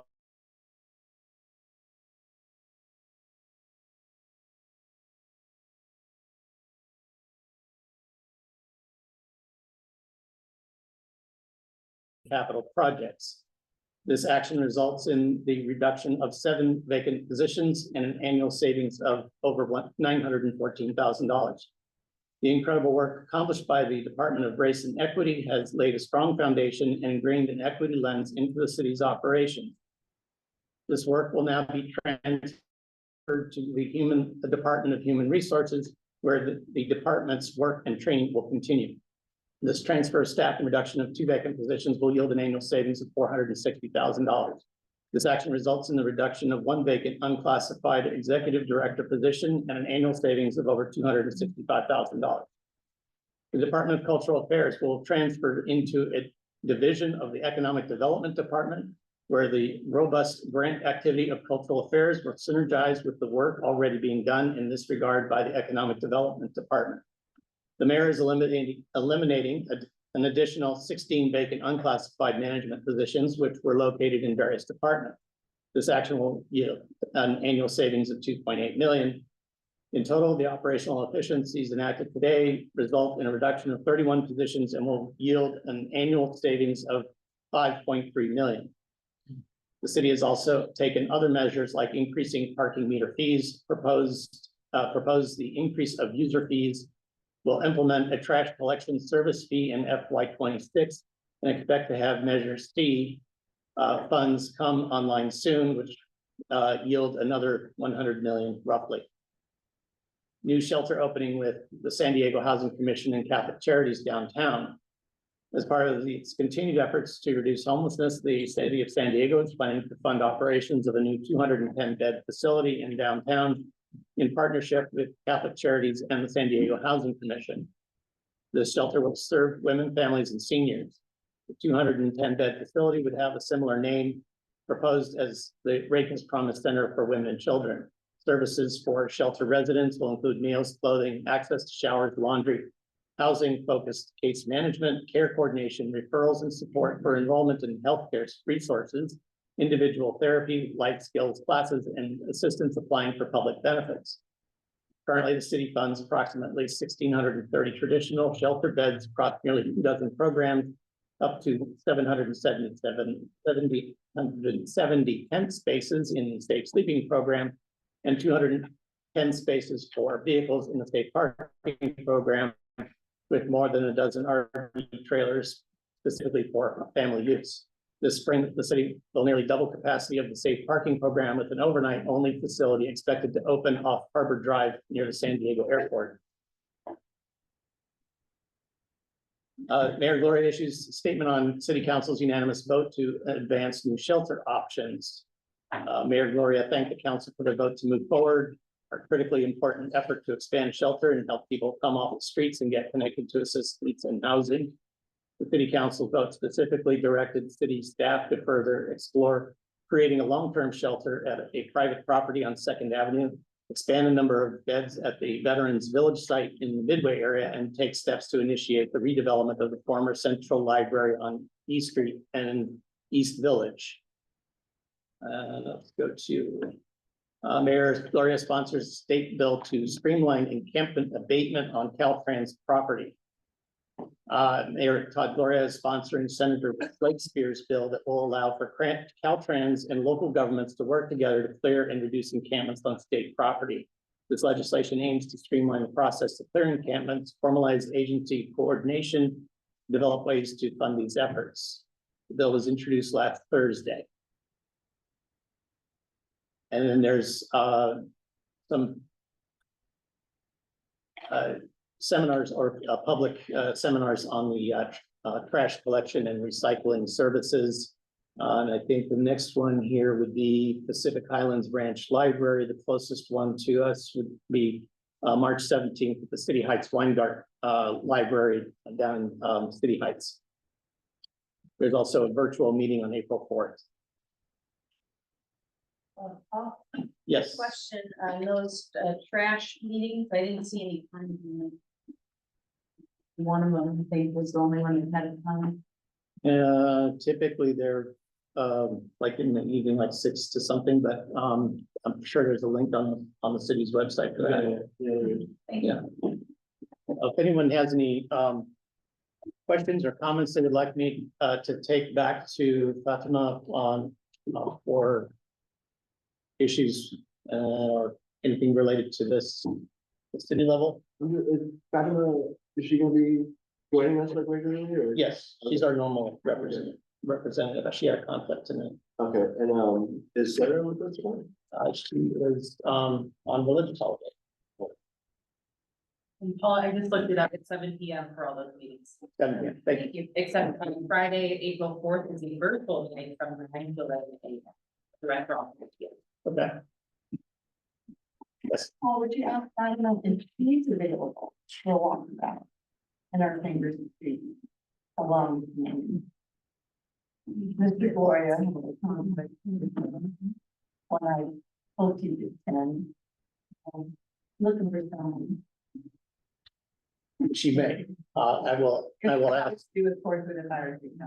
I will ask and then I'll copy you and hopefully those dots will connect. She may have also other staffers that, Whoever, representative. okay, Yeah. I think a walk about. Very powerful. okay, thank you. Moving on to D9 of report. If this is a little larger, I'll try to read this into the record as efficiently as possible. This is from Sarah, who's out, as I said. Select Committee on Addressing Cost of Living Committee. Select Committee on Addressing Cost of Living held their first meeting last week, focused on taking action and laying out a plan, to put money back in the pockets of San Diegans. In a unanimous decision, the committee approved moving forward with directing Council D9 office to work with the city's attorney's office, independent budget analyst, city staff, and impacted workers to draft an ordinance that would establish a $25 minimum wage for hotel, event center, and janitorial service workers in the tourism sector. Committee also approved adoption of the grocery pricing transparency ordinance, which will now move forward for review by the full city council. And then the trash recycling open house again. This one specific for D9 is the City Heights Library. And I will say, I misspoke, they end at 7, I'm sorry, they start at 5:30. 5:30 to 7. 5:30 to So 7. he has the correct time there, Okay. sorry. And Too then fast. this one says that there's also a virtual open house scheduled for Friday, April 4th at 9 a.m. I did not know about that one. Ward Canyon Park. We have a notice to proceed issued today, well, actually yesterday, marks the official start of the 60-day working contract period. During this time, the contractor will finalize all permit approvals and clearances necessary to mobilize and commence on-site work. According to the current schedule, mobilization is expected to begin after March 11th, followed by asbestos abatement activities. Building demolition is scheduled to start in April of 2025, with the project anticipated to be completed by the end of May. Wow.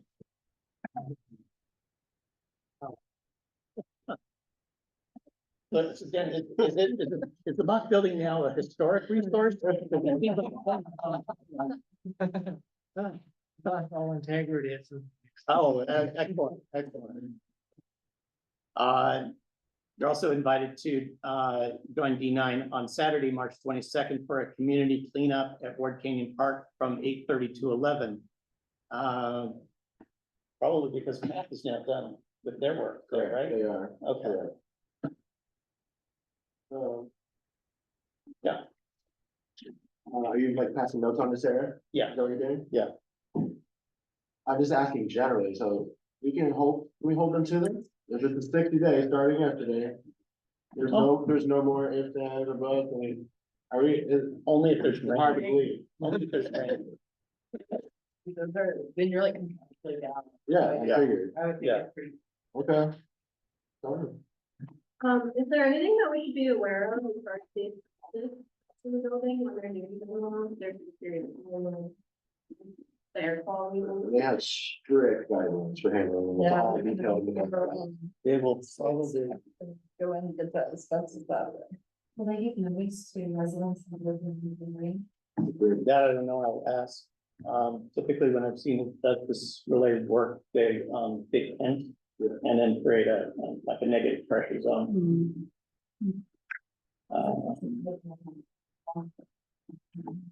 And there is a childcare facility like across the street. Yeah, okay. Yeah, so maybe I would ask a question first, and then like, what, do they plan to close the sidewalk and street there, or how are they gonna do, like, how far of the perimeter are they gonna close things off? Like, will kids still be able to play on the playground directly next to it, you know, something like that? I'm curious about that. how will this affect normal park operations? Right, okay, especially when like, how far out is the fencing that they're gonna put up? Correct. All that. Yeah, permanent, yeah. Oh, that's good. Yeah. I forget what kind of creating you're creating, but there's some very mature, one or two very mature. All again. Yes. The ficus is, there's a ficus and a palm, and the ficus is being protected. Okay. Not sure about the palm. Okay, well, because I remember that way back when. Yeah. We were talking about demolition probably years ago, but you know, the idea of stage. And you should remind them. Yeah. Okay.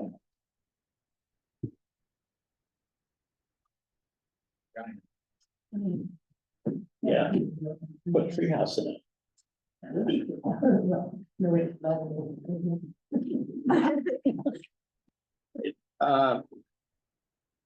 Do we have anybody from the county?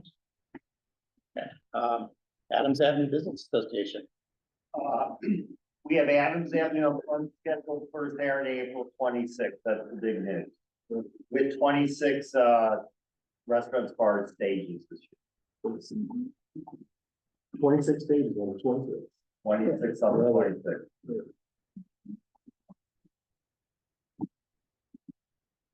Elkhorn Boulevard Businesses, that's Improvement Association. Gary Weber's not here, but there is a discussion afoot of extending the Normal Heights community planning area to include all of the Elkhorn corridor.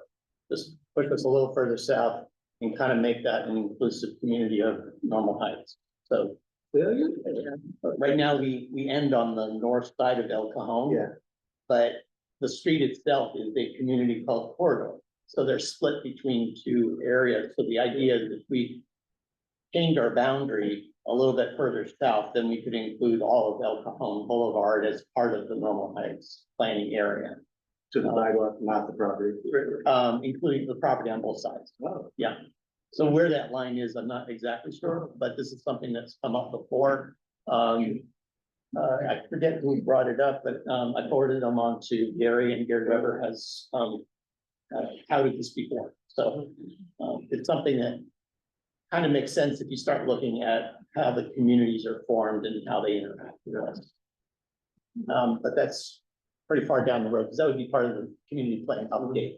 That neighborhood across Alcoa is called corridor, isn't it? Yes, yeah. How do they feel about Yeah. taking? Well, we have a great reputation. Yes. What with me forming that fire safety council, I laboriously gone around and pictured all those signs. Normal Heights this way, University Heights this way. So that would be not overlapping with the fire safety council. So I'm thinking those signs mean something. It could be, could be. Those signs And like mean I something. said, this would be part of a community plan update. Yeah. So we're looking at it. Yeah. Yeah, and there's some landmarks across the 15, those signposts. And that's There's where, one at both bridges, there's one on 35th coming into the neighborhood, there's Yeah. one on the. They're all. Yeah, there's several. lots of consideration. Oh, you're talking about the guides, like the street guides that say keep going for Normal Heights? Or you're talking about the welcome to Normal Heights sign? If there was a lack of a sign, I did take a picture of I mean, the sign like the Adams Avenue and there's an arrow, correct so direction, direction. not maybe. Where are those signs? Because I can't overlap into the fire safety council, so I kind of need to know. It's, You're good for probably 2 years. Maybe more. Okay. Yeah. It was not going to include. This is- Boulevard. This is the seed that we just saw, and I was just told, don't be confused. for now, it's just freeway to freeway, mountain, canyon to alcohol. yep, You would consider. That is considered, between- that is it. That's we're north of El Cajon, from the center of the street, north. all the way to the 8. Okay, actually minus the road that's down there at the bottom of the canyon, so to the canyon rim. Yeah. And then the freeways on either side, 805 and 50. 805 and 30. Everything in that section is normal. There are lots of maps, if you look it up, if you just Google like normal height community, they probably have maps like outlining, you know, per city definitions and what this period. Yeah. Yeah. And there's, Leaving off the street that. no, no, Okay. you, and there's other considerations too, because of, how, the census data is mapped to those areas, so. There's a lot of community planning that's based on the demographics and then the population and the housing. And all of that is based on the historical data from the census. And then when you change the map, you suddenly have a mismatch on your historical data. So it gets a little complex in terms of making it actually happen. It's great to see a couple of emails that say, hey, let's move further south. Getting there is going to take some time. So for now, you can use El Cajon. The center of all. Yeah. Well, good question. Yeah. The group that's working on or proposing that expansion, what group was that? And would we be presented with anything showing the pluses and minuses of that, or what the plan is there? Yes, all of that. But right now, it was, this is just an email that I saw. Without that? Yeah. Yeah. So, yes, Oh, I was just gonna mention that, I guess the El Cajon Boulevard business, newsletter, and this Friday, they're having a stroll the boulevard, on El Cajon Boulevard between Illinois and Idaho, from 5 to 8 p.m., food and drink specials, live entertainment, so you've got a few hours this Friday, check it out, right on the other side of the 805. You finding that on a website somewhere? It's probably on the El Cajon Boulevard, it's the Union Association website. Thank you. 5 to 8 p.m. 5 to 8 p.m. Yeah, Illinois. Thank you. excellent. Thank you. I think we mentioned urban arts, or the Normal Heights Community Association is having an event at Blind Lady, Yeah, March 26th, March 26th. 6 to 9 p.m. I'm just on the president, so for better. Okay. Much what? 26th, March Wednesday, 6 p.m. Blind Lady Ale House, and it helps fund, things like the Christmas bike ride and, a lot of other fun things. There's a comment. Yeah. So we still don't have anybody on this board that represents them, right? No, So maybe. usually we just have a standing item for, community update, and they usually have a representative. Yeah, so maybe somebody or several people from our group should attend that meeting and make a connection and see who's interested in coming and representing the Normal Heights Community Association. It'd be nice to know who the new leadership is. Yeah. Adams Community Recreation Advisory Group. I was gonna say a little bit more about Lord Canyon cleanup on March 22nd. I know they invited the community association to see if they would come in and help clean it. They're gonna clean up the park area. It's not considered the mock bedding. It's around the surrounding area. So they're looking for anybody that wants to come in and donate their time to come in and help clean it up. And they were also saying they didn't get the more specific times on the mock building, but they said it would take almost up to 3 months to completely demolish the building. We just read. I know, but still, I didn't get that then, so I'm just gonna tell you. So there's been an update since then. Another thing I have is at the recreation center at Adams Avenue. They're having a spring fling. It's April 12th. I don't have the time because I was doing it really in a hurry. I was calling over at the rec center. And they're looking for people that want to volunteer. Plus, if anybody wants to do donations of plastic eggs and the gift cards, they're gonna have some drawings. They did get the barber shop that's right next to the church there, the Methodist church. They got them to donate 10 kids' haircuts there. And so they're looking for more donations. If anybody wants to donate candy or are filled Easter baskets so they can raffle off. So that is what they're asking for, you know, people to volunteer time there. I was gonna, if you go on the website of Adams Avenue Rec Center, there's a few events there that's in there. There's the, Adams, they have a ceramics for adults. It's April 4th through the April 25th. I think there's only one spot left on that, but they're having another one May 2nd through May 30th. It's 5 to 7. They're all these are 5 to 7. I think they might have one in June too. And they're all a $50 to join, you know, go in there, this fee for it. And they have, I didn't get the dates. They have the Adams Avenue Soccer Pee Wee, and they have at the soccer for 6 to 12-year-olds coming up. And then March 14th, they're having a parents' night out. So you can bring your kids there and they'll watch your kids from 5 to 8. And you can go out and do whatever you want to bring your kids there. And it costs $40 to do that. Leave your kids, no watching. And also mentioned that our meetings are the 4th Tuesday of the month at 6 o'clock, and we really need more people to be on the board and the low on it, and it's all on Zoom.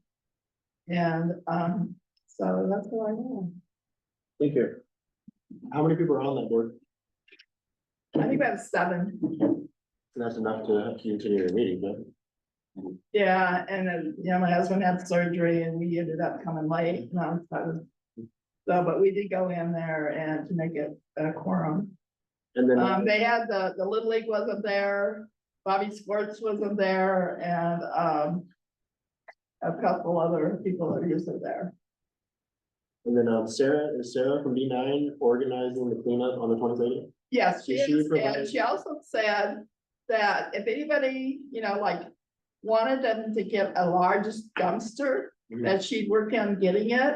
And like if people want to drop off mattresses or, you know, in there or whatever, but it has to be, you know, if anybody like the planning group would like to see a dumpster there, then she could work on that. I think it's a great idea. My question was, is Sarah providing like all the stuff we need to pick Now she get, Michelle, I think I also have some, I think. in the trash cans already there? Yeah. And so they're gonna work, the rec center is gonna, the people that, you know, the gardeners or whatever, are gonna work in the back there by the stairway. Yeah, so whatever. And my mind's going, and they're gonna work on back there, clean all that brush. And work around that big succulent and try to keep it so it's no hiding places. Yeah. Because there's still homeless back there by where the back gate is. And on that stairway, there's around that big succulent, there's homeless there. And they've been working on the mock building again. And she said, I was asking about they have, I guess, path that goes in there or whatever. And they said that, you know, that's quinting. And it said, if you see it, still get it done out, because they need to have, you know, you get a number for when you put it in there, so they can keep track of how many people are using it. And if you don't get it on there, they'll say there's no homeless there, so. That's all. Okay. Next up is joint mid-city community plan update committee. And I'll let you have also the underground and street lighting all at once. Wow, look at that. So for the Mid-City Community Plan Update Committee, what a mouthful. Our next meeting is on March 19th. And I didn't have a location. Location TBD, sorry. So if you're interested, let me know and I can definitely forward you the information. It's from 6 to 8 p.m. And so we're still kind of in the process of going through existing conditions, taking public feedback, things like that. And then I did look it up. They're anticipating they say summer/winter 2025 for first draft. I would think that's gonna be more winter 2025 spring. 2026, based on kind of the delays we're already kind of looking at, but still plenty of time for mobility things. And I'll have an update next month on the outcome of that meeting. Yes. I think they're meeting here, they all, I told them they should reach out. yeah, the Wednesdays are open, we said, okay, and I think she's supposed to come in and get the key or something, Julia handled it, but Gotcha, okay, awesome. No, thank you so much, Scott, that's great, yeah, I told them they could reach out to you, because I was like, this is great, hey. Great, Okay, undergrounding? yes, yeah, Francis, you want that news? Yeah, I know, so. Yes, we mailed out postcards to those living within block 3DD. I have some maps, but essentially it's north of Arthur, all the way up through the canyons. And those were a non-binding interest survey on if people would like historical apron lights at the mid blocks or just the Cobra lights, which are kind of like the gesture I've got, for like a street light, maybe. And so that's kind of our first step. Pretty much where we go from here is now that those postcards have been sent out, we see, does the community even want acorn lights? Yes or no? From there, the city will prepare a cost survey on what the cost would be to all the homeowners within that area. Then we send out another formal vote with the cost information. There's a public meeting, people can ask questions, things like that. And then we may or may not have acorn lights in just that area of Normal Heights. So we sent out the postcards. That was a big accomplishment to get that out. 500.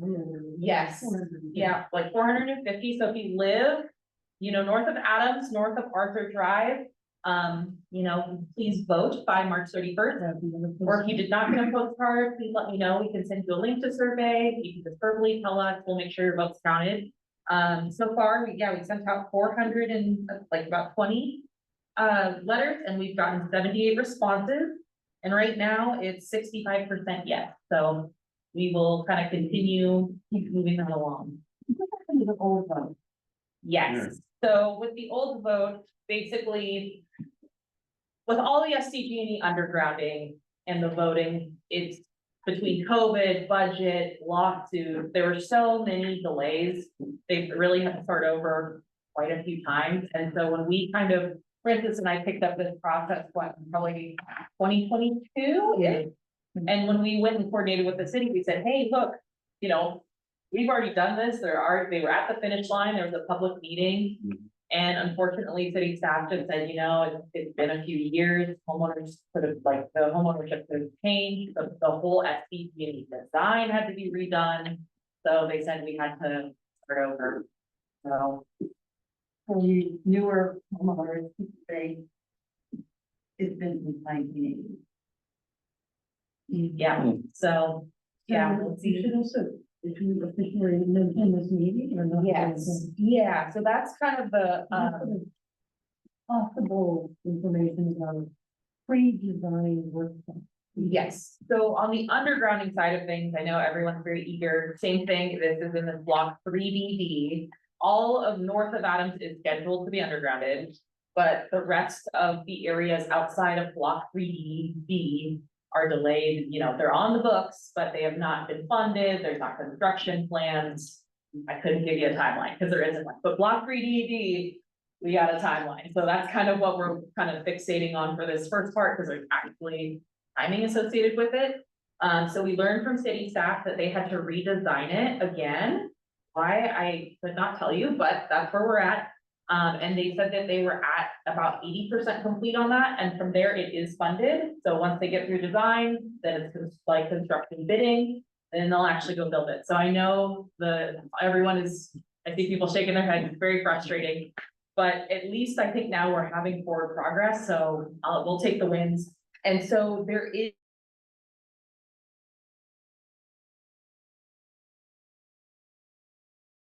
cornered some workmen and got some information, which was great.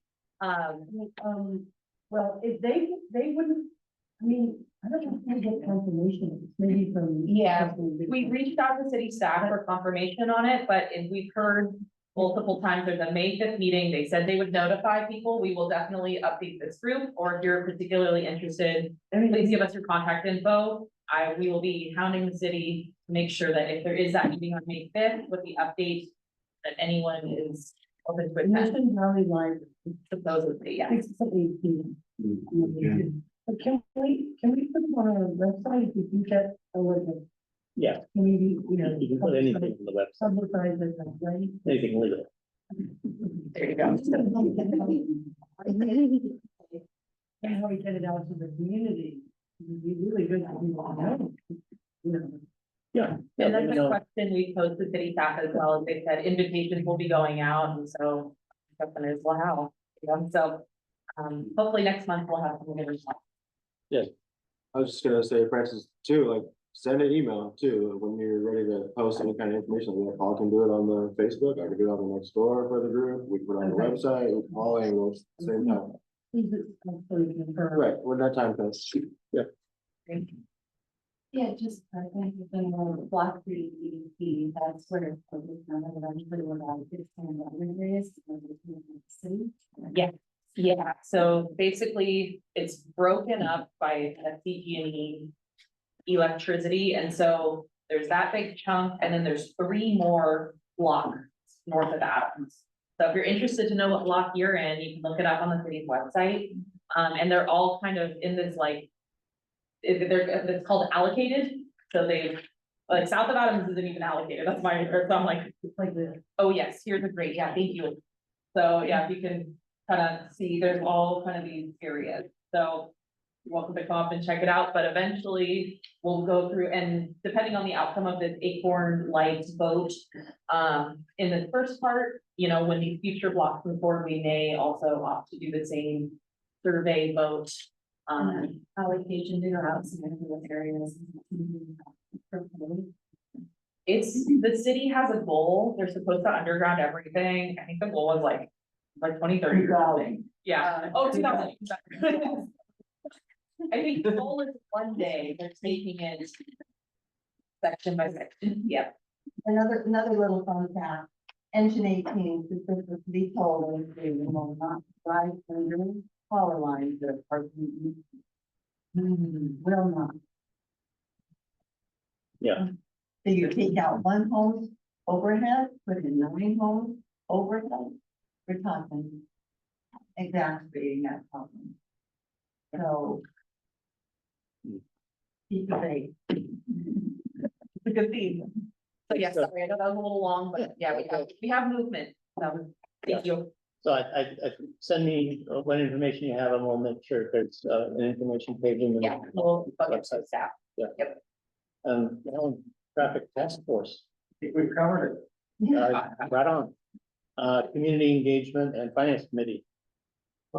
Community engagement subcommittee met on February 9th at BICA. We meet every month outside of these meetings. If anyone's interested in joining, we usually pick somewhere on Adams Avenue. You're more than welcome to join us. You do not have to be on the board to participate in a subcommittee.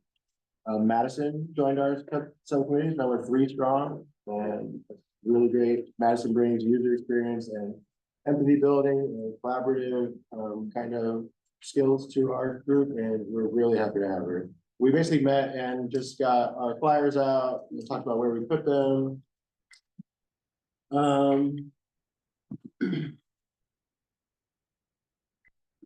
This wasn't on it, but I just wrote this. We need a new projector, for especially as we engage the community and they're looking at this, it's really hard to look at. So this is, you know, you already know that.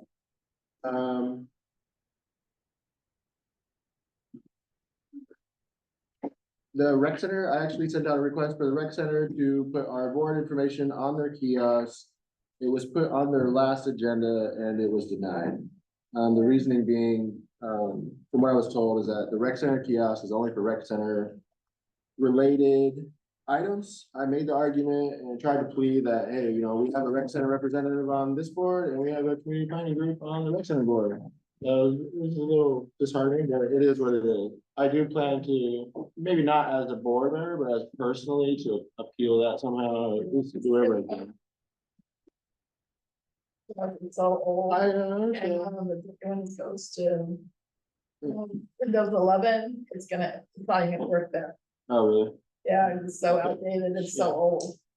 I've And been watching the they can only kiosks put and- so much on there. You'll see sometimes it'll misspell words is because it's only limited so many words. And they don't have a thing to download, anything new for it. Well, I want to put a big shout out to the engagement committee because the room has had more attendance in the last 2 sessions than probably seen in a year. It's starting to work. It's starting to work. I mean, me personally, I'm not happy with how fast it's moving. I feel it moves slow here, I but know there was flyers put out and he also distributed flyers along Adams Avenue. So I don't know what piece is working, but I like seeing the crowd. also, So and thank you. we're tracking that information to keep track of how exactly what is working, how many people are attending, stuff like Okay, that. Right. Which brings, yes. Sorry for that, is, so I door knock. My street, it takes probably about 2.5 hours on Saturday and door knock, and then try that. This is okay to post something and stuff. I ended up in an hour-long conversation with an 80-year-old, whose 80-year-old, 90-year-old wife is about to die. And I had just met through my other life, my job, got this avocation, and a woman who helps people and deal with all the things that have yet to be dealt with. And so just knocking on doors of houses, I think she felt like she finally had someone to talk to, and it's fantastic. And so if we could all take a walk. yeah, And I didn't approach the non-soliciting, and I petted a lot of cats and dogs, and I had real engagement with people on sidewalks. But I will say that one interaction made all the rest not matter, because she gave me a hug and left. It was really nice to talk about. love it. And so we can email, post, but knocking on doors for some people might be the only interaction they have for a while. And I still can't not cry, I think. But a good cry. Anyway. Thanks for doing that, If you Kenny. can. Thanks for doing that. And if people are wondering, how can I help subcommittee? I don't have time to meet. You can do that. I'll send you flyers or I'll come deliver you flyers. If you're willing to go put them up like street team kind of thing. You just want to invite people or send out an email blast. Any little thing helps. And that's what we're doing. We're tackling every little angle and they're all coming together and it's starting to work. We talked about monthly topics. We've talked about this before too, about how when we create these little, niche topics, how it brings people here. That's the biggest thing I think is working. So we'd like to start planning those in advance. I know we kind of have like annual things, Paul, where you do every year, like obviously in March, this meeting is kind of dedicated to the election and stuff. We just squeezed in Alexis today, but we came up with ideas like mental health in June Bloom, like asking the community the question, how does Normal Heights affect your mental health? We talked about having, since Susan's here, I don't know if you've connected with Madison yet, but I think Madison is, okay, good. We talked about having like a specific, we know everyone had their fire meetings already, but if we have one specific here, again, I'm reiterating, inviting Station 18, inviting Susan, inviting the other fire councils, what works, what doesn't, kind of get everybody on the same page would be awesome. We talked about making our meetings more inviting and less intimidating for newcomers. We all on the board tend to use a lot of language and acronyms and abbreviations and stuff. It's really important, even if you're seeing the same thing. If you use something like, Paul says CPC a lot. For like the first 6 meetings, I had no idea what they were. So if you do find yourself on board members using these acronyms and stuff, just kind of, realize that nobody else is using these terms as regularly as we are. So we just explain what these are. On that score, I spoke to Stephen Whitburn at the fire council meeting and I mentioned CPC and he went, oh, the police committee? Yeah, police commission. Probably the most urgent thing we talked about, not necessarily urgent, but we'd like to get this done in time for the next meeting. We need some money to get a couple A-frames that we could put on the sidewalk. We'd like to put one We're talking about Holly. on Holly. Yeah. Holly now, because just a little A-frame that says, hey, meeting taking place this way, 2 blocks or something like that. Just to direct people here. I did look up pricing. I don't know what the rules are for getting permission to use funds for those things, like going to send out like. No, that signage and community engagement, bringing people here, it would totally be covered as well. Yeah. Just gotta get boards approval, I think, to spend that money. We have Well, I looked at Ego ID and there's just a couple of different options, like using like. EYDs on. It's like the A-frame thing and they had like like 35 to 55 for 2 signs, the bigger the A-frame, but then like buying the metal, I saw someone offer up to like $40, the A-frame itself. Yeah. Maybe. But there's what there's what with printing though, right? Theirs would include, that would be the printing, but we would have to get the A-frame signed. Oh, I see. So Like, yes, you can, like H-shape one, which those could be cheaper, but then you're putting it in the ground, versus the A-frame would have been like putting it on the corner so people can come in. Yeah. And see it on Holly, and then also. Yeah, so that's something that the committee can, request of the board, and then we'll look at our, what we have in the bank. And also what we have, allocated, like we can submit our receipts and get reimbursed up to a certain amount. Right, 500, right? Yeah, 500. Do we need to vote on getting the sign? I think we should probably like get everything in detail, and say this is exactly what's gonna cost, is everybody okay with us spending this money? We can reimburse. So Yeah. maybe we'll have that information at the but next it's meeting. considering how the budget. Yeah. Yeah. Okay, on the same score, did get more business cards, so go ahead and pass it. Also, we're putting bios for the board members on the website, so board members, if you haven't sent a short, brief, little bio about yourself, send it to Paul, it'll be very helpful. That helps people who are. And Sam. Yeah.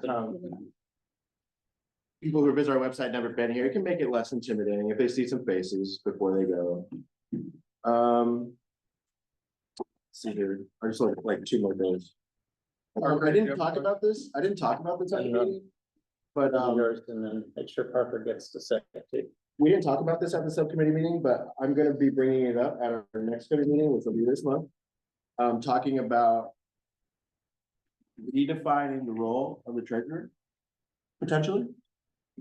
Basically, redefining the role for treasurer so that we can, I need some help, basically. My shoes are burning, man. I'm part of the subcommittee for community engagement and finance.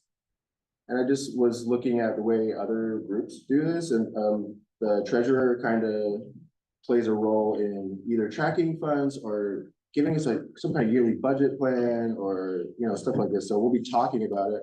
So if Francis, if you're interested in joining us at the community engagement committee, that'd be great.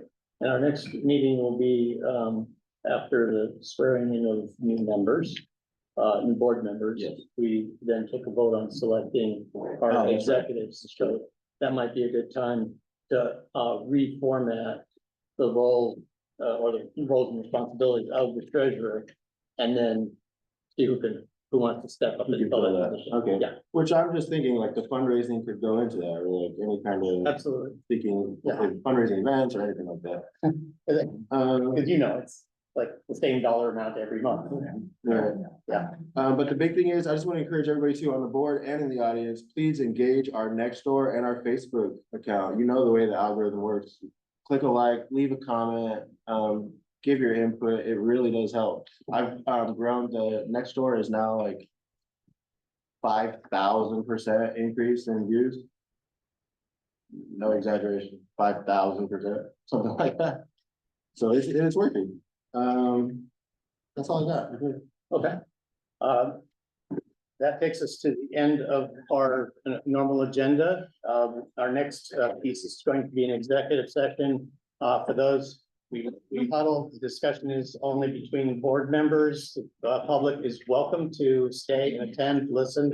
But it's just internal matters of how we operate as a board. If you don't find that interesting, have a great evening.